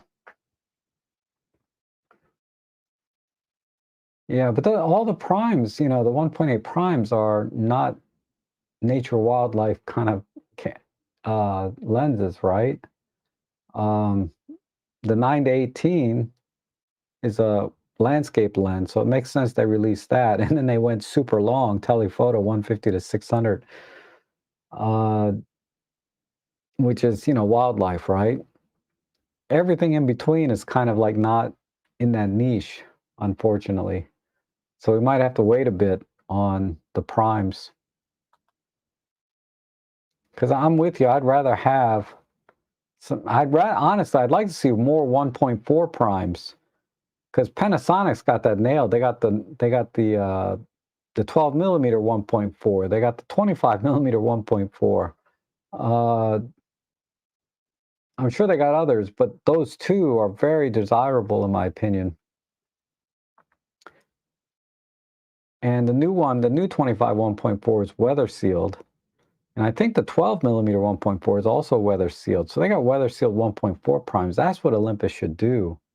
But what's the market for those? The market is not, landscape or wildlife. The market is like street, portrait, that kind of thing. So I feel like we're going to have to wait quite a bit before we get lenses like that from them. But if they could make like a 25 1.4 prime weather sealed for half the price of the 1.2, because the 1.2 is like $1,200-$1,300. I would love to have that lens, but I ain't paying that kind of money for a 1.2 when I can get a 1.4 for a quarter of that price, Because a brand new 25 1.4 weather sealed is about $600 from Panasonic. That's what Olympus needs to do, is make those kind of lenses. The 21.4 is nice. Yes, they did make that one. Olympus made a 20. That's kind of a weird focal length with me. I know a lot of people like 40 millimeters. I think I didn't watch it yet, but Peter Forsgaard has a video about 40 millimeters, right? That's just kind of weird to me. I prefer much wider, 35, 20. I like 28 right now a lot.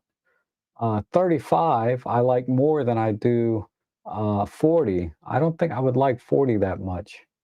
Not,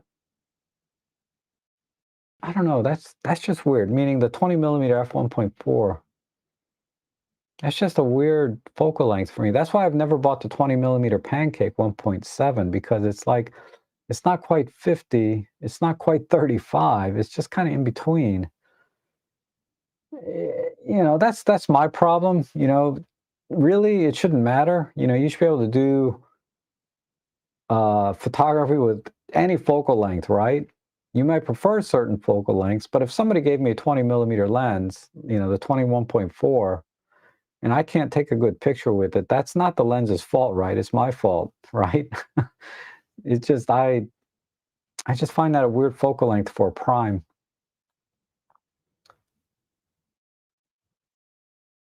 Yeah, on the Pen F. I bet that's a great combination though.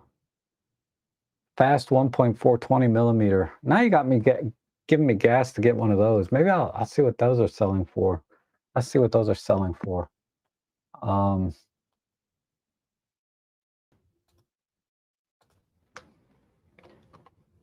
So Olympus 1.4, $400. Let's go here to sold. 400 bucks, 432. Map Camera is good. I think I bought something from them. Map Camera I've bought from before. They're really good.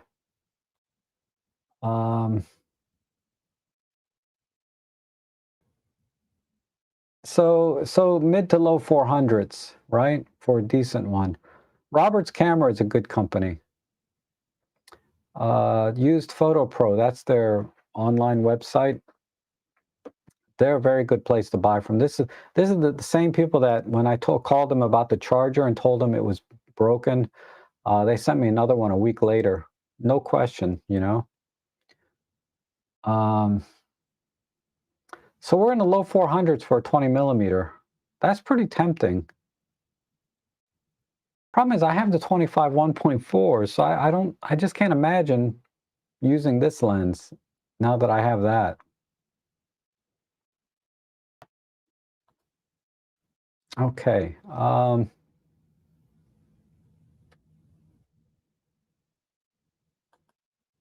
Oh, I see. So you shot with it for a couple of weeks and then you learned to really like it. Yeah, that's probably what I need to do is, you know, because the 21.7 is pretty attractive because it's a pancake, right? That's why it's on my short list of lenses to get one day. Maybe that's what I should do. Trade in those stupid Canon lenses I got, which are bulky. I mean, they are just humongous. I showed you in my last week's stream. They were like 500 milligrams. 500 milligrams. 500 grams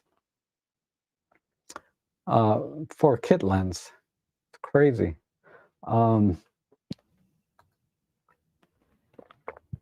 let me show you a couple of pictures I took this morning.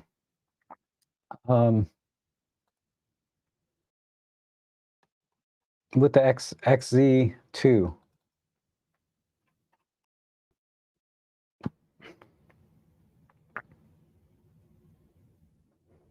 Share screen. Where is it? How come it's not showing on here? Window. So here's one I did this morning. This was over at Lee Sylvania State Park. And this is another one without the people in it. And another one. And I'm standing in the same place. I just zoomed in. So I think it's equivalent to what, a 24 to 108 or something. It's got like a 5x zoom on it. But yeah, this came out pretty good. And then there's this one. I'm trying to get some lens flare going. I just didn't angle it properly. But I thought these came out really nice. I'm going to post these on my Instagram and Flickr later so you can look at them there. And I got a bunch more I got to sift through. I haven't had a chance to go through them all. But yeah, they were this little XZ2, man. This tiny little camera is freaking awesome. I don't know if I'd pay 250 bucks for it, but I paid 100, right? Like $99. In this case, it's definitely worth it. You know, it's got the little tilt screen. It's got a built-in ND filter, which you need because the maximum shutter speed, I think, is 1/2000th of a second, which is why I was having problems with bracketing this morning, the sun. The zoom, the image quality, the lens is excellent. It's an f1.8 and 2.5 on the long end, so it's really fast lens. And it has this little bump here. It's really comfortable to hold, you know. I mean, honestly, it's no OM1, but, you know, for a little tiny camera, you know, I can hold this like this. I can tilt this screen out just like this, and that's how I did that last shot, is just kind of down low to the ground. And it also has this awesome, it has the hot shoe, it has an accessory port.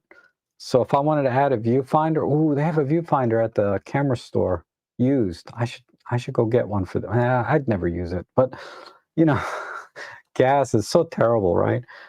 But yeah, it has a real hot shoe on it, so you can do some flash photography with it. That's where that little Godox X3 or whatever, that tiny little trigger, would be perfect for this camera. Um, the only thing that's awkward is it doesn't have like front and rear dials. So you have to push buttons to kind of do everything. And you can rotate this, right? And you can rotate the ring.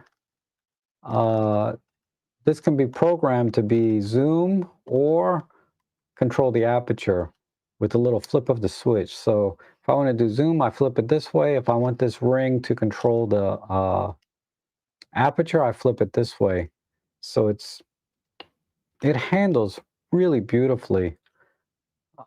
So I can highly recommend this camera. I don't know at 250 if I can recommend it, but what else is there at 250 bucks? You know, that has this kind of quality. Um, you know, with a fixed lens type camera, right? I can't think of any that would be better than this. And this is why when I was looking at the X106, the new one that's coming out, I I almost pulled the trigger on that one. And I was like, why? Why would I do that? So I started going through my dry cabinet. I says, oh, I forgot I have this beautiful little camera, you know? And I have a TG5, but this one has the flip. The TG5 doesn't have this tilt screen, right? This is a big deal. This makes all the difference. So, and what's nice, it uses the same batteries as the TG5, so I got lots of extra batteries for this. And the image quality is the same as the TG5. This has actually a bigger sensor than the TG5. This has a 1/1.7, I think. So it has a slightly bigger sensor. It has a faster lens. This is 1.8. The TG5 is an f2. Not a big deal, but I thought I'd mention it. And it does just about everything. It doesn't do focus bracketing, uh, but you can get very close to do macro. But it doesn't have focus bracketing. Not that I could find yet. Maybe it's somewhere in the menu and I didn't see it, but it wasn't in the usual place you would find focus bracketing. And it probably, I don't think it has live comp. It might. Let me see. Let me put it into.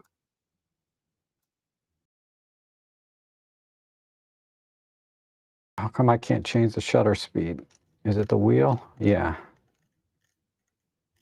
So 1/2000th max.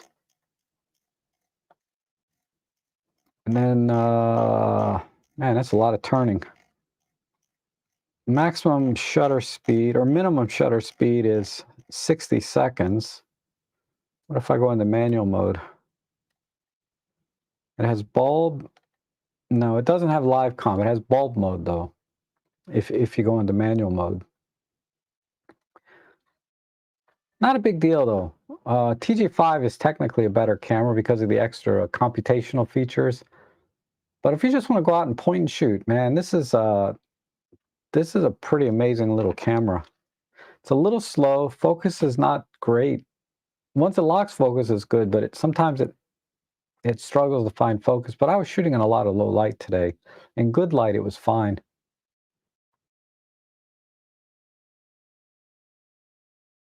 I don't know where you're seeing these. X Media is saying the XZ2 is around 150 bucks. I'm not seeing that. I'm seeing like 250. So, I mean, you know, I'm on eBay, so take it with a grain of salt, right? But Olympus X-Z2, or is it XZ-2?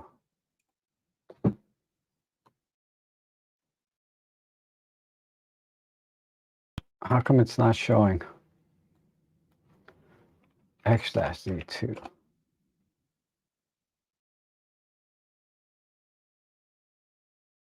All right, how about XZ2?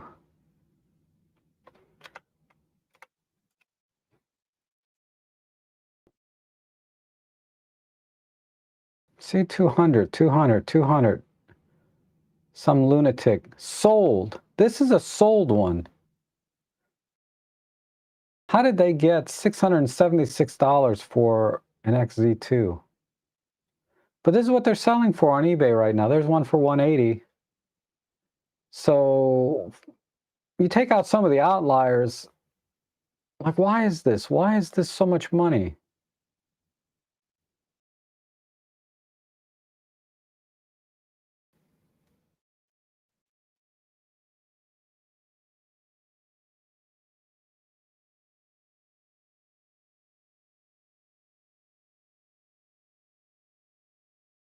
It's brand new. That's why. It hasn't been used. Okay. I mean, there's a few here that people are getting lucky. Why is this one less than 200? It's a little bit beat up. If I look at the grip, but honestly, this is in really good shape. Somebody got a good deal.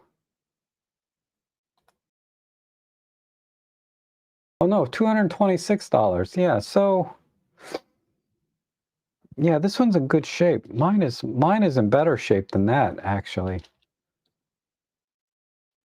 Anyway, I'm not seeing them for 150 anywhere.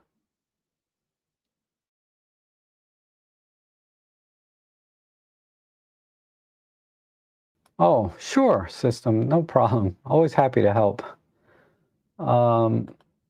Is anybody considering the X100V? Yeah, I'm not anymore. I was a little tempted, but after shooting with this, I'm like, why would I spend $1,600 plus tax when I can do the same, pretty much the same thing with this camera, you know? And this is even more pocketable than the X100V. It's a little bit smaller. The X100V, I think, is just a little bit taller because it has the viewfinder, right? But it's about the same thickness and size. But this has image stabilization. It has the tilt screen. The only thing it doesn't have is the viewfinder.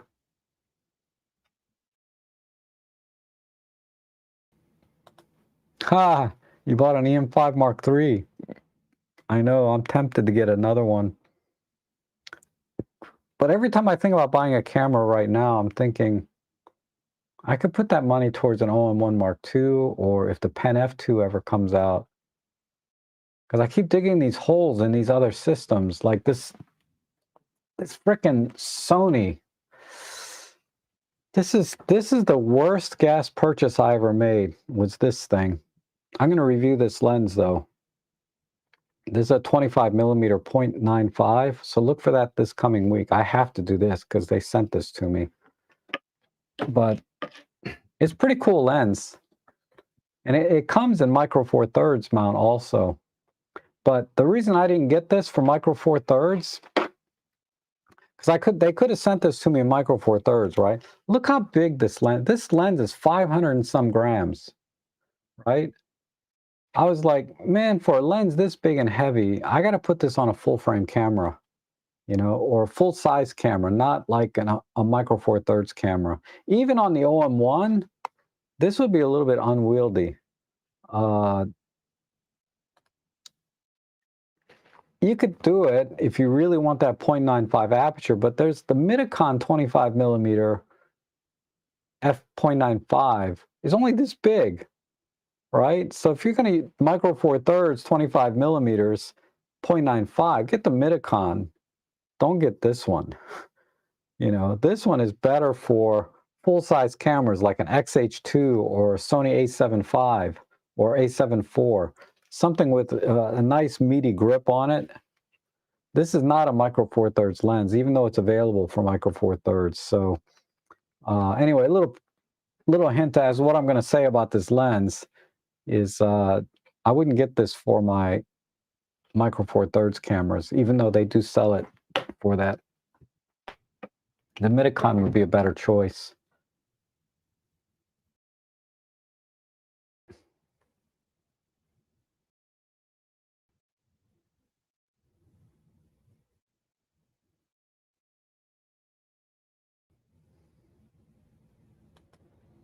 Ooh, yeah, I'm thinking about a stylus because that has the EVF, right?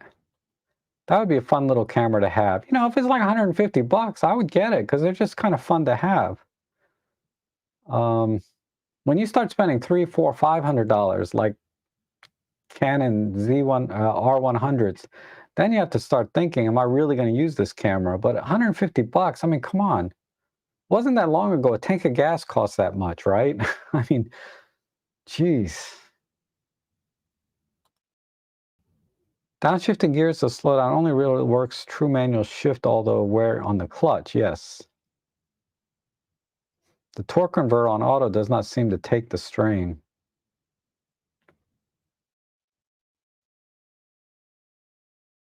Well, okay, in the automatic transmission, when you're in that gear, the torque converter does take a lot of the stress, right? So in theory, you should have no problems. But the torque converter itself has its limits. But also inside the automatic transmission is there's a little ring, right? That goes that basically this little ring, it's very thin metal inside that moves when you're shifting gears. And it's when you shift gears and downshift at high RPMs that you put strain on this very thin metal ring that is critical to shifting gears in an automatic transmission. So that's the part that kind of breaks, uh, not the torque converter so much, because once you're in that gear, pretty much the transmissions are bulletproof. But it's that shifting part, downshifting under high strain on that particular mount. Anyway, I'm not a mechanic, so don't quote me on that. But when I looked into it, you know, and what I recall is something to do with that ring inside the transmission.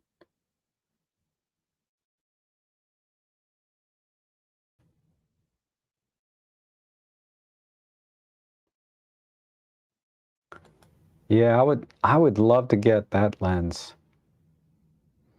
I can't think of a use case for it though is the problem. It's not long enough for really birding, and that extra stop of light is nice though. I just can't imagine a use case for it for me. It's too long for just about anything but birding. But then for birding, it's not quite long enough. It's not a 300 f4, right? I don't know. Money no object, I would have one, but I just can't do it.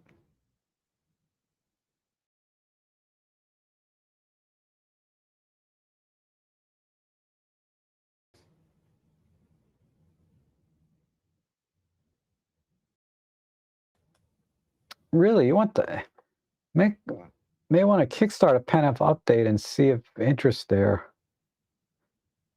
So the guts of the OM5, I would want the guts of the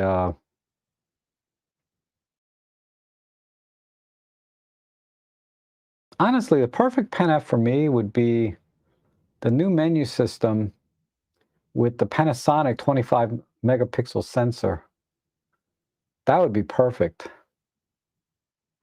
Um, putting the OM5 stuff, which is what the EM1 Mark III, that would be great too. But I really like the new menu system much better, and I think that will help sales having the newer menu system because the old menu system people for whatever reason people are struggling with it. I got good at it obviously, but new menu system was very much people are finding much easier to adopt to, and I think putting the old menu system on the Pen F, which would almost be required if they use the same guts as the OM5, that would hinder sales, in my opinion. Of course, the Fuji menus are one of the worst I've ever seen in my life. Oh, thank you. Thank you so much, Vanzini. I really appreciate that. It really helps me out a lot. I have no idea. Um,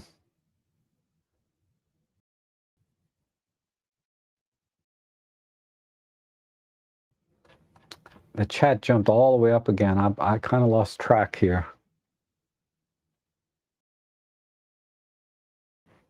Yeah, I think that one, if we were talking about that XZ2, it looked like it was brand new in the box. But I wouldn't pay $600. I mean, how is this a collector's camera, right? I mean, that guy is going to sell it in 10 years. He might get his money back. But then why would you buy a camera and never use it? You know, if I'm going to buy a camera, I'm going to use it. The only camera I buy, I say that after I just told you I didn't use a lot of cameras for years, but my intent is to use the camera when I get one. And the only exception is I bought another Pen F, so I have two Pen Fs. That second Pen F is my backup in case my primary one ever breaks. Then I have another one. That's how much I love that camera. That is simply there as a backup, and I got a really good deal on it. I paid like 600 something for it back when we had the you know, the outlet sale. They had a Pen F, and it was like 20% off. So it went from 800 to 600 like that. I bought one. I should have bought two. But anyway, I got one, and that's the only exception. I didn't buy that camera to shoot, except if my first one broke. And is there an option to let the M5 III fix a horizontal tilt by IBIS a couple of degrees? No.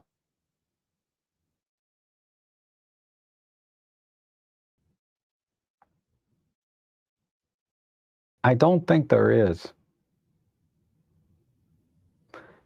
I didn't know Pentax can do that, first of all, but second of all, I've never seen that option.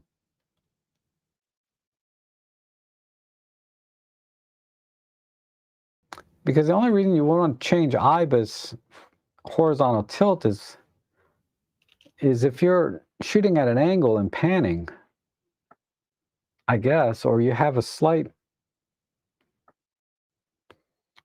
That's an interesting use case. I can't imagine a use case for that, but there must be one if Pentax built it into their cameras, because Pentax is really the only other company that is really focused on photographers' needs. And they put features in their camera that really only seasoned photographers would really appreciate. You know, Olympus does a lot of things that really seasoned professionals or seasoned photographers really appreciate some of the things that OM System does in their cameras that you don't really find in other cameras. And Pentax is another one that does that really well. Maybe even better than OM Systems in a lot of ways. That's an interesting feature, but I'm pretty sure Olympus doesn't have it.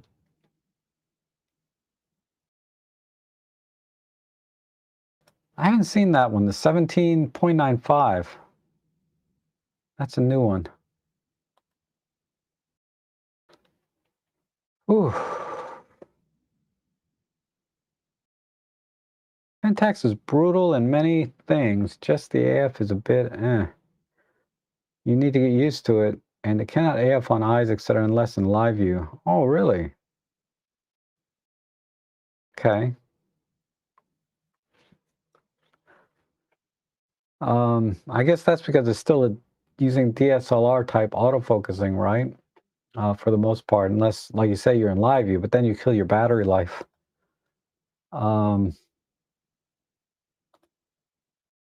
you signed the petition for firmware update for the original? I have not, because OM System has said they're going to make one, so I think that kind of makes the petition moot. You know, if OM System says they're going to do a firmware update, it seems silly to sign a firmware update petition to me.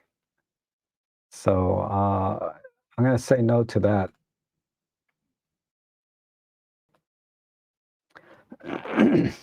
Two Pen Fs and about 300 others. There's a lot of, I thought I had a lot of cameras, but there's people out there that got a lot of cameras, like a lot more than me. I mean, I have a bunch. Like most people, they get one or two cameras their whole life, right? Or have only one or two cameras at any given moment. But man, it's just, these just keep piling, but I love them all. I really do. I mean, I could talk about every camera on my shelf and why I have them. Even though I don't shoot with them that often, maybe once a year, if that, maybe once every 2 years. But it's like I'm glad I have that camera. Um, it's just gas though, mostly, right? Gear acquisition syndrome. You just want these things and you have them and then you put them away just in case. I don't know. Kind of makes me a hoarder of cameras, maybe. But there are people that are much worse than me. Oh my God. I just can't believe the number of cameras. I was watching one YouTube video where the guy had at least 100 cameras behind him. I froze the frame and counted the rows and columns because he had one of those, checkerboard type shelving systems. And I said, okay, there's 10 across, there's 5 down this way, there's another 5 across and 5 down this way. And over here, I was like, man, there's like 112 cameras on a shelf, you know? It was shocking. Never mind, how many lenses. Where are those at? They're probably in the little cabinets below those shelving. It's just insane.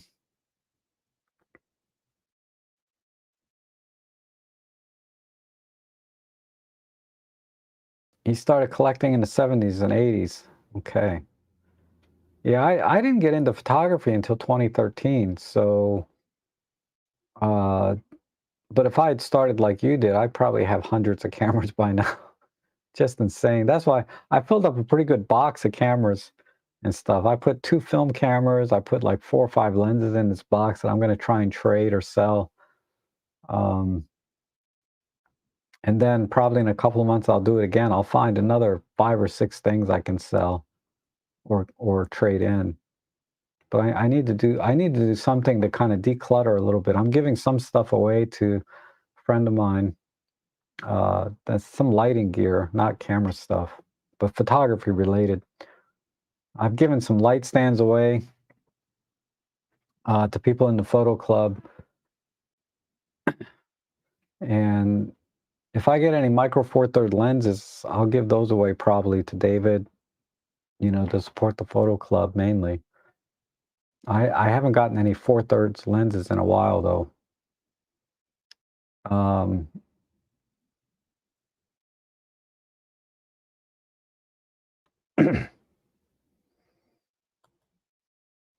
I do have a Pentax, a K10, and I have the kit lens for it. That's the only lens I have for it. It has the 10 megapixel CCD sensor in it, but it's a big ass camera. But it works great. It takes great pictures. I don't have any. I have a minor desire to get the Pentax monochrome. I wonder if those are on eBay yet. Let's see.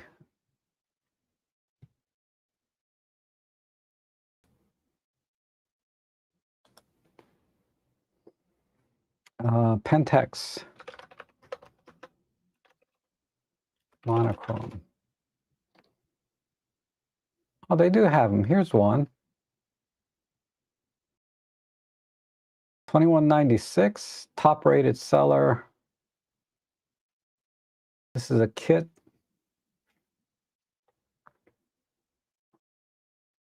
Pre-owned 1985. So there's one. Still 2,000 bucks. That's interesting though. I would much rather have this than an X100V. Right? Is this a Japanese model? Ooh. This might be a Japanese only model. I don't know. They might say in the thing.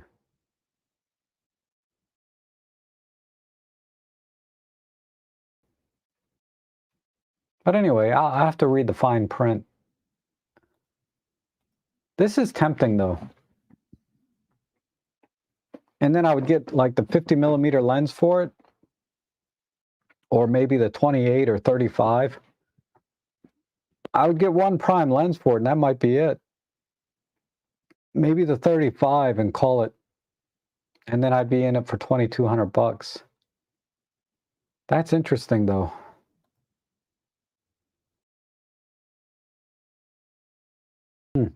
Anyway, the K10D was your dream camera, really? And then you bought the K20D in 2008, and I was hooked. Yeah, Pentax, that's a really good camera. That little K10 I got is actually a really good deal. Oh, hey, Gordon. Thanks for dropping in. We'll see you again soon. Man, I've been on here for a couple hours. I should go. You can find a K3 for about $450 now. Great thing. Yeah. Yeah, the Pentax, I wonder how they're holding their value lately. I mean, the monochrome is so new. I can appreciate it's still up there at $2,000. So what's that? Only about 10% below its original price. So it's still pretty much, you might as well buy brand new with warranty rather than buy a used one, right? At 10% difference. But that is, oh man, I gotta chill and focus on my photography, man. Instead of focusing on gear so much.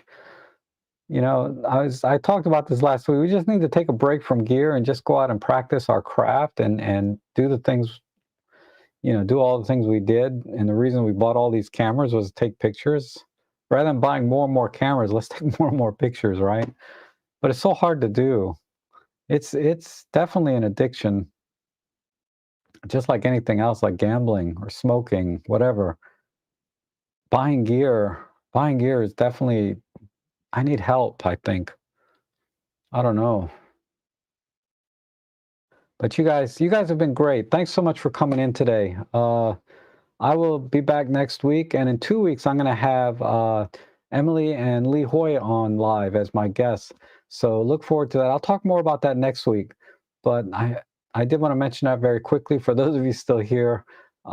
Check that out. And I will be cranking out some videos this week. Look for maybe a flat lay video soon. If you guys are interested in that or not, I don't know, but I'm going to make one. And also a review of this 25mm lens. It's actually a really decent lens if you shoot a Sony system or an APS-C camera. I think it's a great lens for that. So you guys have a great weekend, what's left of it, and I will see you again soon.